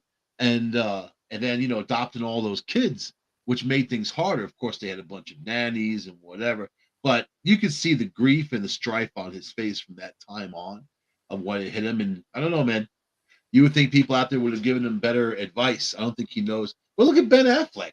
I mean, he's back with J Lo. They're married. She had 3 wedding dresses, the huge wedding, and all the hoopla. He didn't want any part of that. But that's her life. You know, it's his hmm life to a lesser degree. His career is starting to go away, right? Ben Affleck. I mean, he's taking jobs for less money and that type of thing these days. So he's not Shakespeare either. He's not going to be out there doing great things. He's Ben Affleck. I mean, he's been in Hollywood for a long time, but I gave them 6 months that they're going to fizzle out. Those guys with the J Lo. I don't, because right now she's still very popular, and she's gonna, but she's 50. She's pushing the wall. I mean, she already hit the wall, so time is ticking. You know what I mean? yeah. I don't see that his career is going down. It's shifting directions because he's older now, but I don't see it going away. Is he going to make the money he did, when he was a young popular actor? Probably not, but he's going to get those roles that are going to probably get him Oscar nominations and Oscar bids and that kind of thing. Everyone complained about him when they found out he was going to be Batman. I was like, well, at least give the guy a chance. I'm not a big fan of his because of what he did with the Daredevil, which I still think was an okay movie, but a lot of people fault him for making the Daredevil a horrible movie. But as far as the Batman role goes, I think he did pretty good, and I think if he can keep up that kind of level for playing the grandpa down the road or playing the old wizard from Star Wars kind of thing, I think he's going to do fine. I'm a very weird person when it comes to movies and who I like and who I don't like. If there's someone in it that I just can't watch it because I can't stand them. I can watch his movies. I don't see him as an action guy. I mean, he was in Armageddon. That wasn't really action. I mean, it Well, was and still, it it's a wasn't. fantastic movie. Whether you believe the science or not, the movie's still very entertaining. He denounced it, saying that he thought his acting abilities was better. He wanted to do Shakespeare. He wanted to do Macbeth and that type of stuff, but they're not going to pay him, millions of dollars to be in any kind of Shakespeare production. It's just not going to work. So I think that he thinks differently of himself as an actor, which I don't see him as this great actor. I kind of feel like he's the same in every role. There's a few people like that. You know what I mean? Yeah, George Clooney's like that for me. I think George Clooney plays the same character no matter what the character's name is. I don't really care for him. I thought he was one of the worst Batmen that was ever on the screen. He was Batman, George Clooney. Wow. Yeah, How many of these guys have been? I know Michael Keaton. He was it's Batman. like 9. If you go back to the serials, but you got Michael Keaton. Well, Adam West really invented the role, I Yeah. think. You got a couple guys before him in the serials. I don't know their names. Then you got Michael Keaton, Val Kilmer, Clooney, Bale, and the new guy, that Pattinson kid. I think the only one I saw was Michael Keaton. I remember Val Val Kilmer. Kilmer was very good too. Val Kilmer was an excellent Batman. I liked him in the role, but he only did the one movie. Oh, really? hmm I'm not a huge fan of his as an actor anyway, so it wouldn't What? entice me to. Yeah, it wouldn't entice me to watch it. You need But to go watch Willow. I've seen Willow. It's all right. It's a great movie. He I plays just the villain slash good guy. Yeah, he would have been slaughtered in real old times. Yeah, you maybe know, so. you know what? I just I like the realism of things. Would this guy really survive back then? But Yeah. there's people that I just can't watch. Adam Sandler. I can't even see his face. Not even in an ad or nothing. I'm repulsed. Why is it like that? What's my problem with Adam Sandler? I don't know. I think he's kind of funny. I mean, he's kind of the similar goofy, funny all the time. But the few movies I've seen that he's done, they're okay. They're entertaining. I think he's the same in every movie. Again, he's one of He those probably guys. is, yeah. But he's still funny. He's goofy, stupid, funny. I just don't get it. I don't want it. I think he's a good secondary character. He's a good B actor, but he's not a lead to me. But then I guess because it was his production companies doing all this, he got to be the head man. Yeah, when you own the company, you get to make the decisions. So, Who's that little guy too? That one Night of the Museum dude. uh, The heck is his name? the Night of the Museum is Ben. Is what's his name? Yeah, you almost had it. Ben. Ben Stiller. Yeah, Boom. Ben There he is. Stiller. This is a guy that I can kind of watch, but not more than once every 5 years. like, Ben Stiller. I mean, like, Tropic of Thunder. You know that movie? I know of it, but I didn't see it. Yeah. Yeah, very funny movie. I mean, a lot of famous faces in there, but they were good together, and it was very what they would describe as inappropriate in the PC world, which Yeah. speaks volumes to me. That's why it was so popular. Even Tom Cruise was in that movie. Tom Cruise was playing the role of one of these Hollywood producers, like this foul mouth, F you, I'm gonna rip your nuts off type of, like Harvey Weinstein. I think that was actually who he was Right. trying to be. Stanley And Weinstein. if someone didn't tell you that was who he was, you wouldn't have known it was Tom Cruise. That's how good his makeup was, and he was very funny because he's a funny guy. He can be anyway. He's not known for comedy, but that movie was cool. That's Ben Stiller, and I can see that. But I know that Ben Stiller only got into Hollywood because of his famous parents, and I think I Yes. have a huge problem with people like that. And I root for people that get to Hollywood that don't have that. Will Smith, I was happy. He was the quintessential non-threatening black guy in movies. That's the one they went to. If you look at Hollywood, they like non-threatening black types. They don't like the threatening types. You know Yeah. what I mean? Even little Kevin Hart, like the comedian. If you were 3 o'clock in the morning, you're in Brooklyn, you're getting on a subway car, right? And there's Will Smith over to the right sitting there making his dumb face, and Kevin Hart's on the left. Big difference between the two. I mean, Kevin Hart's a little tiny guy, Mm-hmm. but you are going to be afraid of Kevin Hart Yeah. because he looks like an angry little dude who could do anything to you that he wants. Will Smith is just like, Right. like that. But again, you have a guy controlled by his wife, Jada. She messed with this guy's head, and when she had that sexual relationship with that dude who was 20 something years, 30 years younger than her. When the guy was 28, she was 52 or whatever. Yeah. And even though they say men shouldn't date younger women, and they chastise men for all that, but it's okay for women to do it, I guess, and nobody says a word. But Yeah. she had Will. So to tell Will Smith, I don't know if you know this, she had him come on her podcast and said, so got everybody to watch that Will Smith's going to be on. That's the draw. Otherwise, nobody would watch what she has to say. He goes on there. She starts talking Right. to him, and then she's like, "I've got something to tell you. I've been in a sexual relationship for 2 years with this dude, and all that." Man, I had to look at the clip. If you want to see an emotional face and a dude trying to keep it together, that's the clip. Go on YouTube and look at that. He was crushed. She crushed him, and Yeah. he's still with her. So, and she knows that she has that power over him, that she was able to hurt him the worst possible ways, and that he's still there. So, what is it inside of us guys that has that kind of loyalty for such evilness, man? What is it? I don't know. I mean, it sounds like she's got him by the short hairs and isn't going to let go. I mean, that sounds more like mind control than a relationship.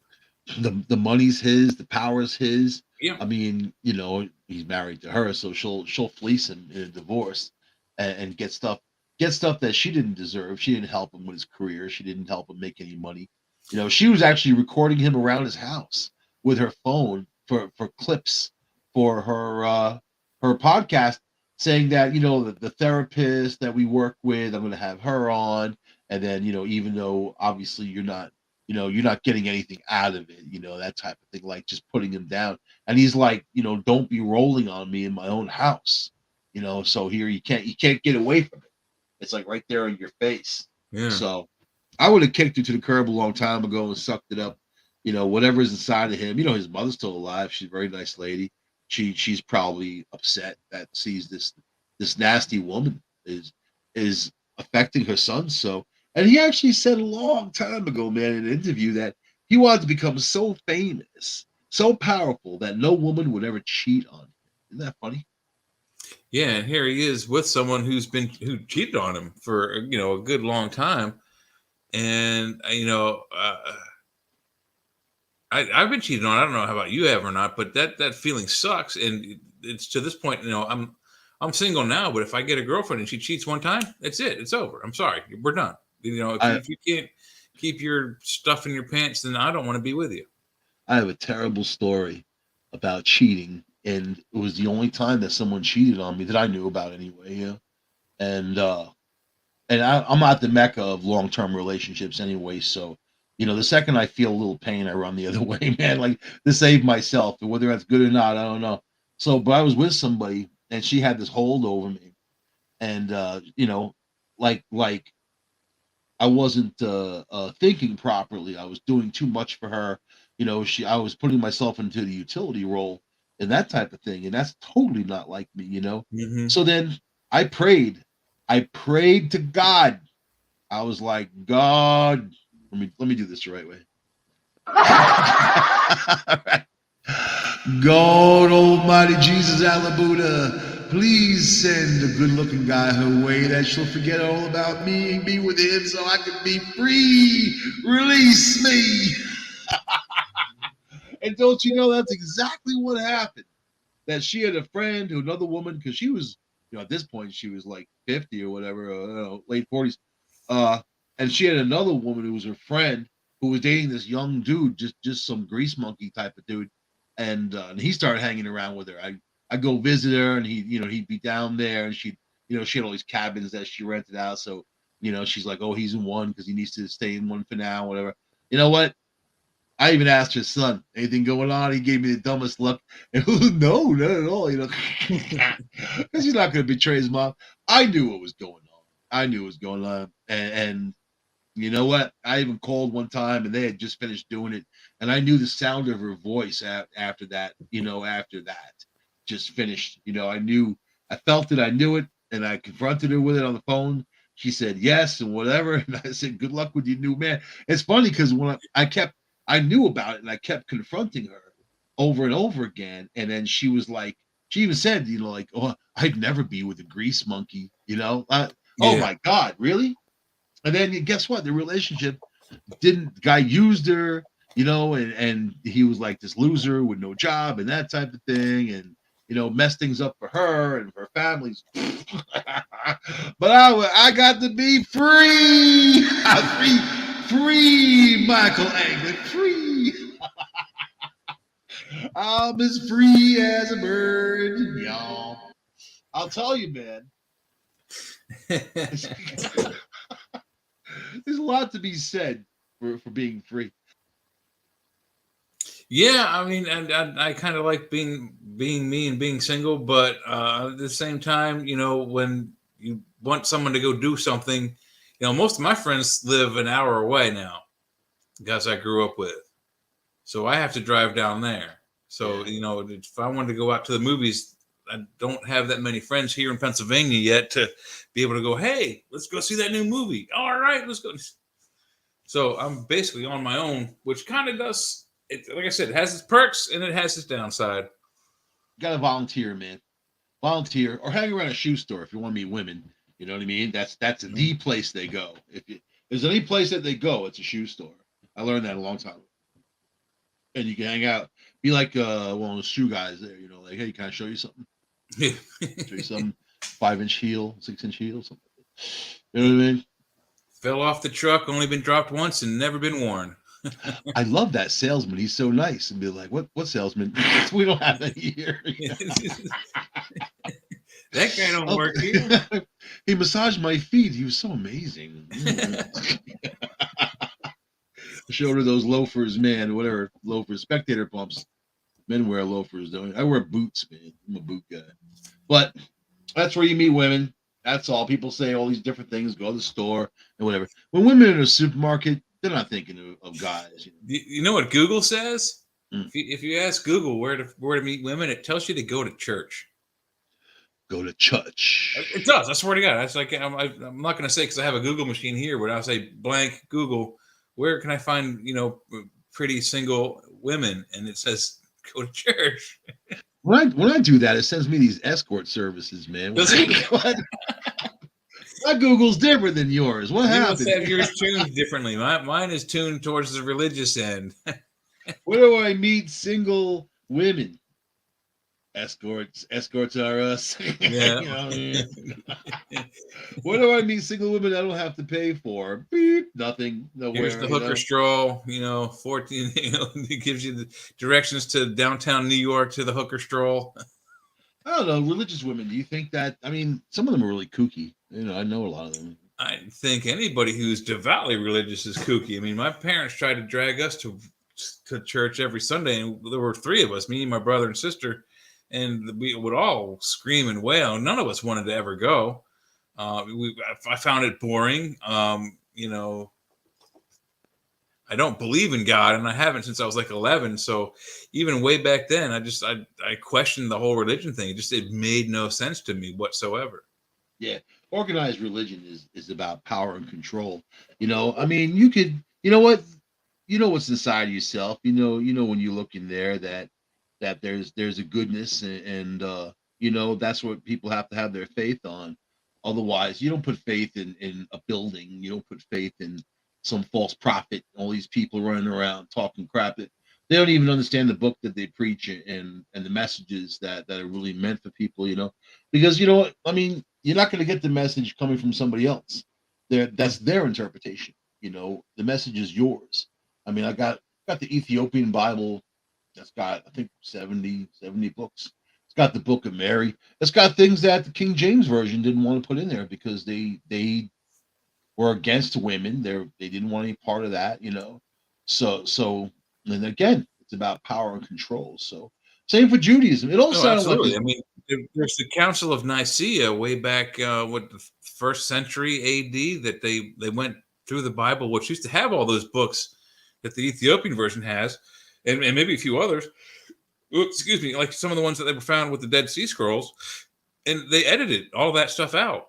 That is the Ethiopian Bible. It's actually the Dead Sea Scrolls, but it has the most books, and some of them are cryptic and whatever, but it gives you a general sense of the time where people were, and also the stories that were told, which weren't really, when Jesus spoke to thousands of people up on the hill. There weren't thousands of people to gather. These were very little, tiny areas, maybe 20 or 30 in the town sometimes, maybe 100 if you're lucky, but it wasn't like some New York City metropolis, But yeah. but if you look at religion for religion, like I got a family member who she's Jewish and then she also believes in Buddhism, which is really messed up because the two don't really shake hands at all. You know what I mean? No, If I ask any religious person about their religion and ask them an innocent question that just any kind of contradictory question that because there's lots in all of them, their heads explode. They can't answer you. They don't have an answer for you. So I said to her, I'm like, she's like, well, the Buddha says this, and the Buddha every time he gives me some wisdom, she quotes the Buddha. I know that this dude took the Tao Te Ching written by Lao Tzu and took those verses and made them into his own. He just rearranged the words. Yeah. So that's Buddha, right? But Buddha is a guy who left his wife and his child and then said he wanted to go out and be among the people, right? Because life is suffering and all that. Mm-hmm. He was about to become king of like 73 different lands, like a huge area. He could have changed things for the better as king.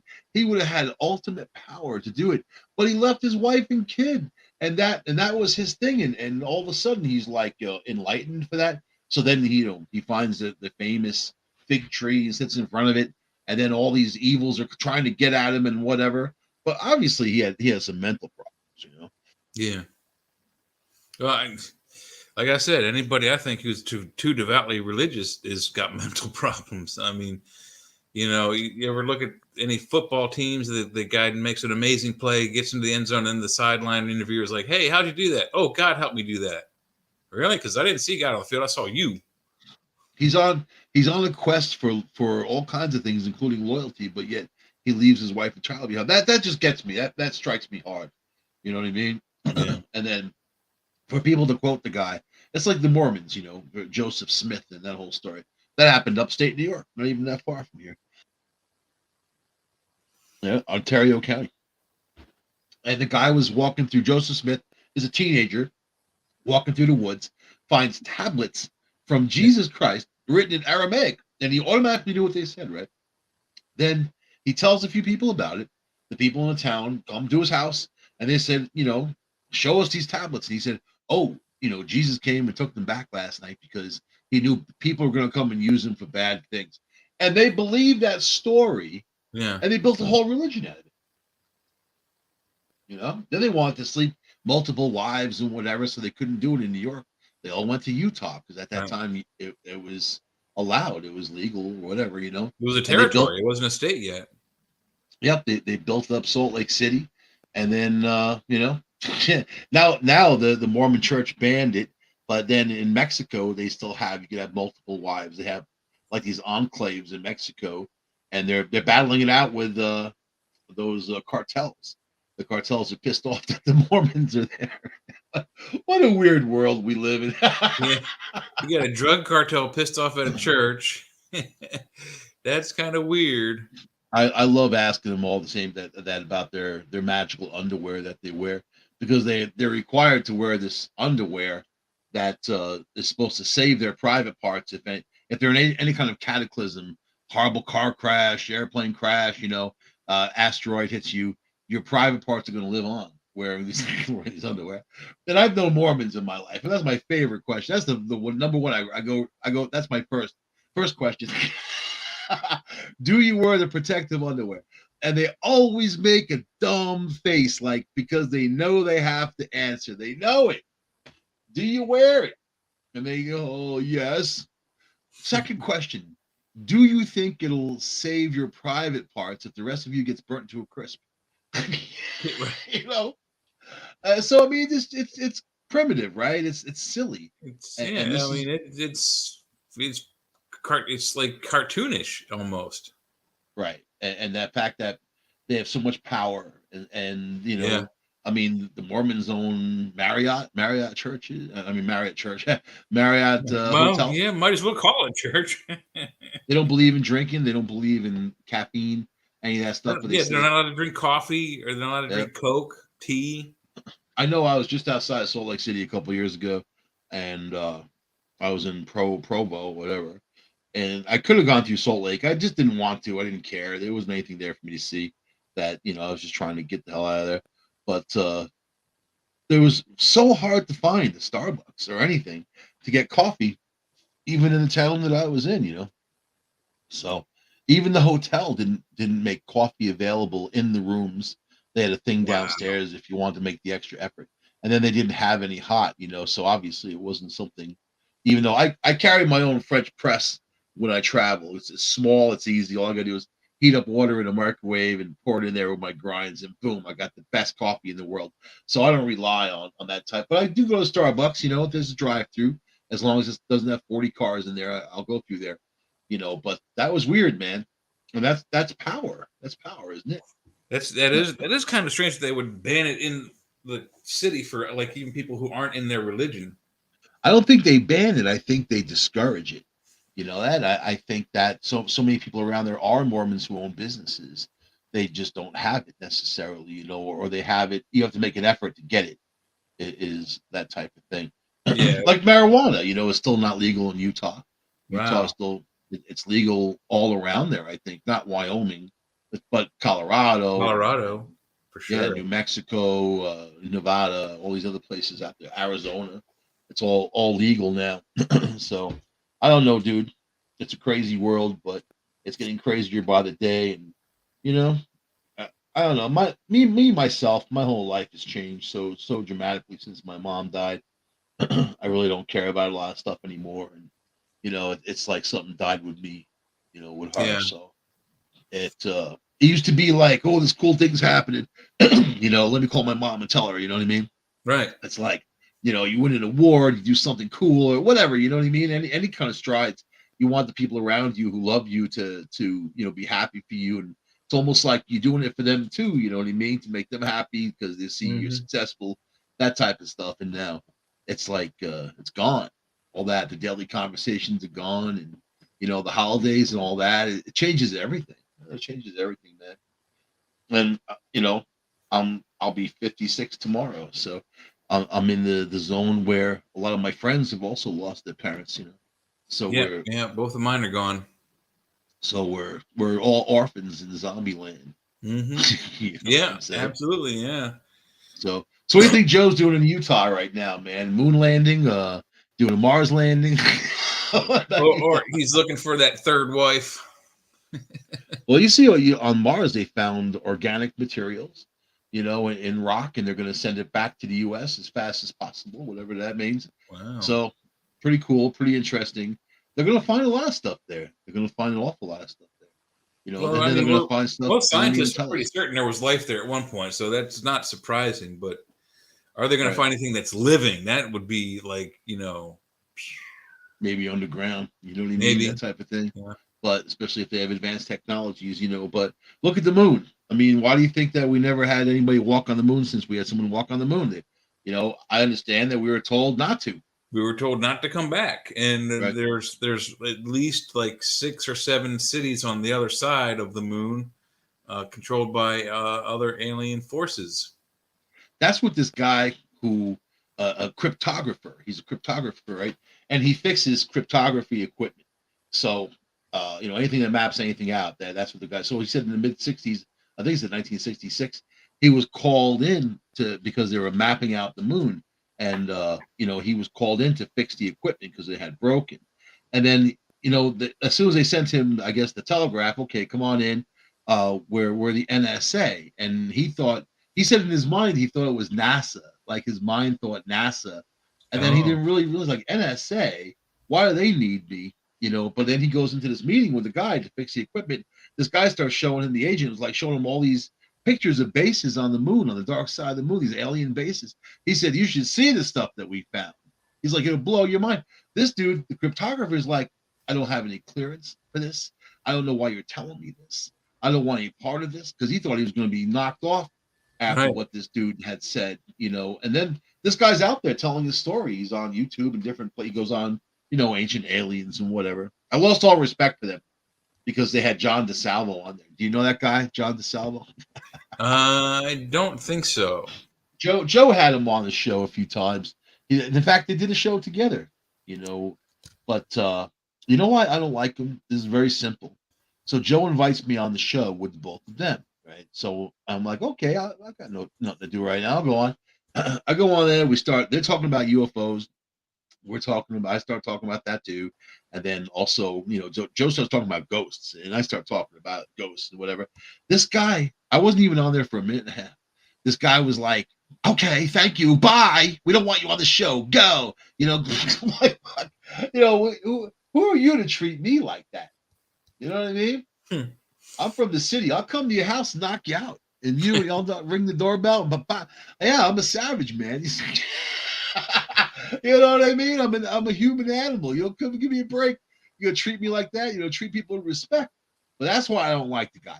And then, but I guess everybody left him. So Ancient Aliens had him on one time, a long time ago. But I was watching a rerun talking about the pyramids. And the guy knows nothing about pyramids. He knows nothing about Egypt.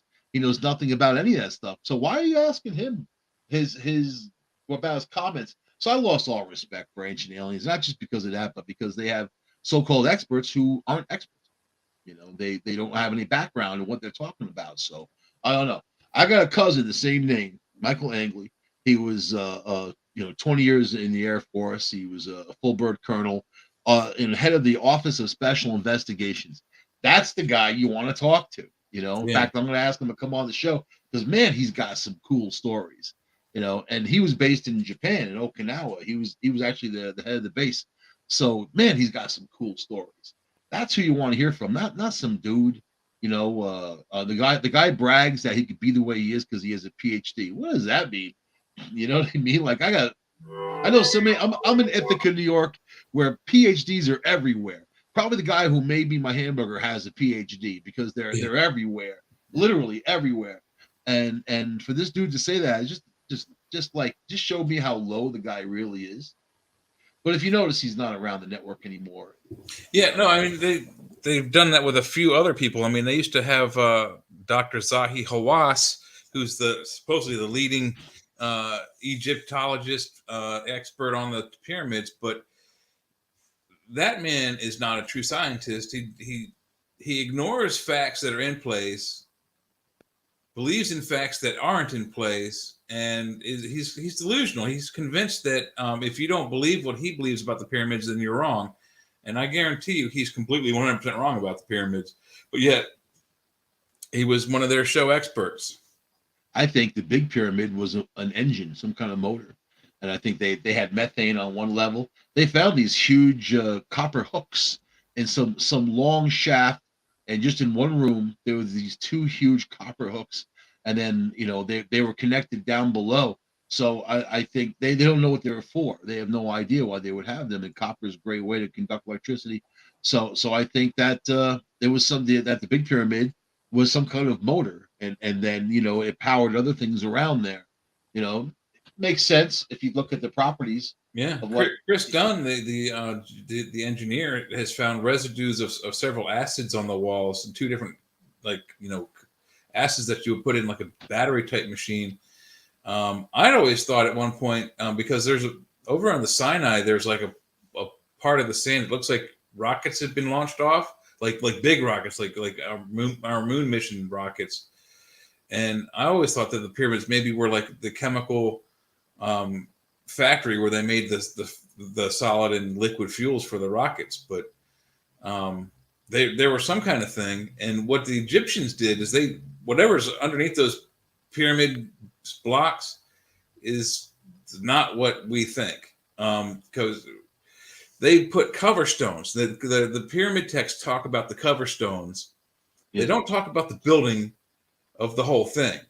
Yeah. The cover stones are limestone, so the Egyptians could easily have made precise cuts on those, but they covered something up, and I'd like to know what it is. Well, they had the capstones, and then on top of the capstone was gold.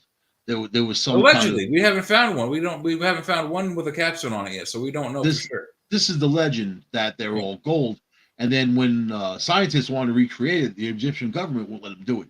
They're like, no, we're not letting you do it. They're afraid of what's going to happen if they replace and put that back up there. But I think that more has to happen than just putting the capstones back in place. Yeah, it has to have the whatever chemicals were.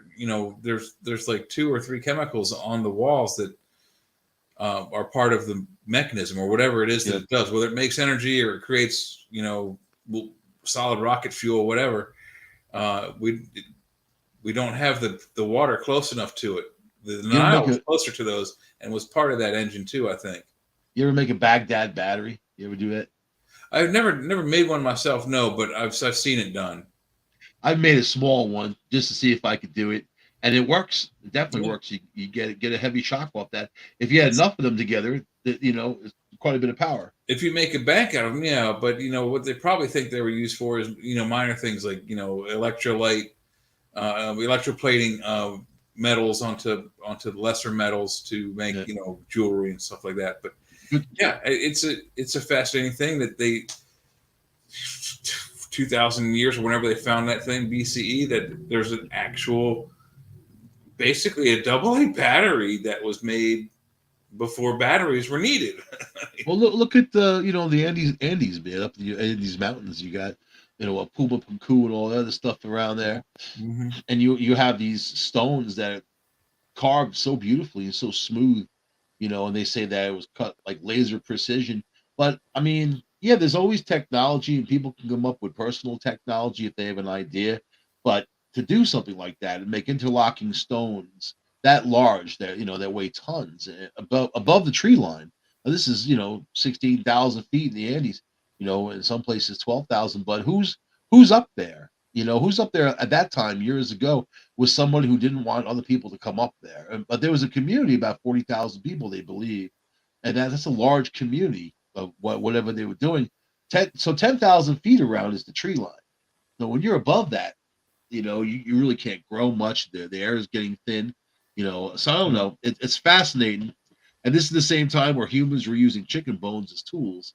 They weren't really building things and Right. building Yeah, and weapons. then they attribute the Puma Punku to this race of people who didn't even have a written language yet. Right. Isn't that interesting? Yeah.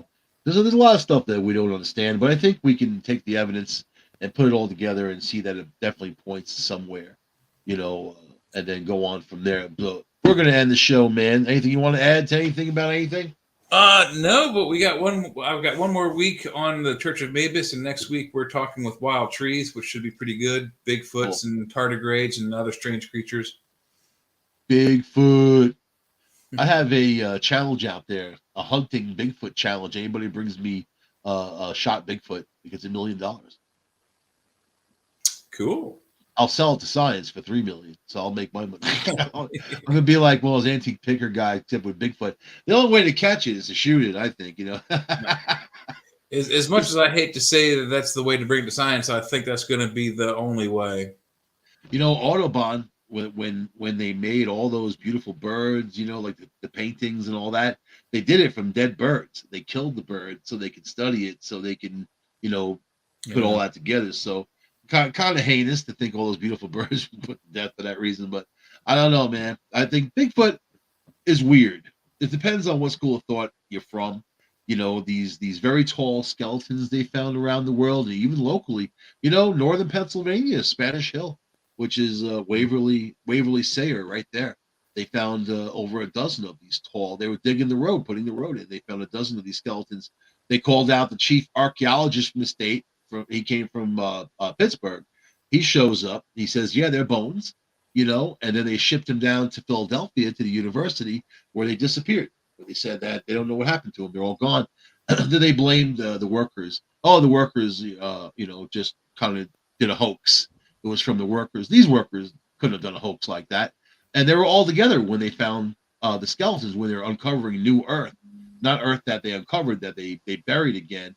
And they kept finding more and more. And a lot of them were 14 feet tall, 15, 16 feet tall, had horns. Some of them had horns, you Yeah, I've know? seen those pictures. Yeah. Yeah. So that's crazy, right? And if you go to the local historian, she's funny. She laughs it off, but then she believes it's real. You know what I mean? So she's like, the official thing was they're fake. But I said, no, that's not what the chief archaeologist, this guy staked his reputation on saying these bones were real. He Mm-hmm. knows bones, bones. So, but let's go back to that area in Pennsylvania. How many thousands of years ago do you think it was? I mean, and they buried their people overlooking the Susquehanna. So there's also that. A lot of Indian tribes have burial grounds that overlook water, right? That type of thing. But this goes back to, hey, maybe if some of those have survived in the deep woods, could be the Bigfoot, right? Could be a Sasquatch. Could be. I have never seen a Bigfoot with horns on him, but the one that I did see was at least 12 feet tall. So they're not tiny creatures. I don't know. And then it comes down to community. If they have to have baby big feet, Bigfoot, Yeah. they're gonna have to survive somehow and without being seen. And now you have a lot. I mean, there's a lot of dense woods that people don't traverse anyway these days. But I think ultimately so many cameras and drones and whatever is out there, everything. But I don't know. It's interesting, but interesting to explore those things. That's not the only place they found these tall skeletons. They found over 200 dig sites around the world where they found these tall skeletons. Yeah. Some of them 18 feet tall. So that needs to be examined on who they were. But they never test the bones. Every time the government gets a hold of them, they just take them and they don't do it. They lock them away in the dark. Yeah, They or don't they do anything with them. disappear. Yeah, we never get any conclusions. Which means to me that someone told them something about it. Someone told them something. So, well, anyway, we'll end the show, and you guys can catch me at Discovery Paranormal every Tuesday at 8 p.m. Eastern, and of course, the Red Pill News. Take the red pill. Take the red pill. Take the red pill.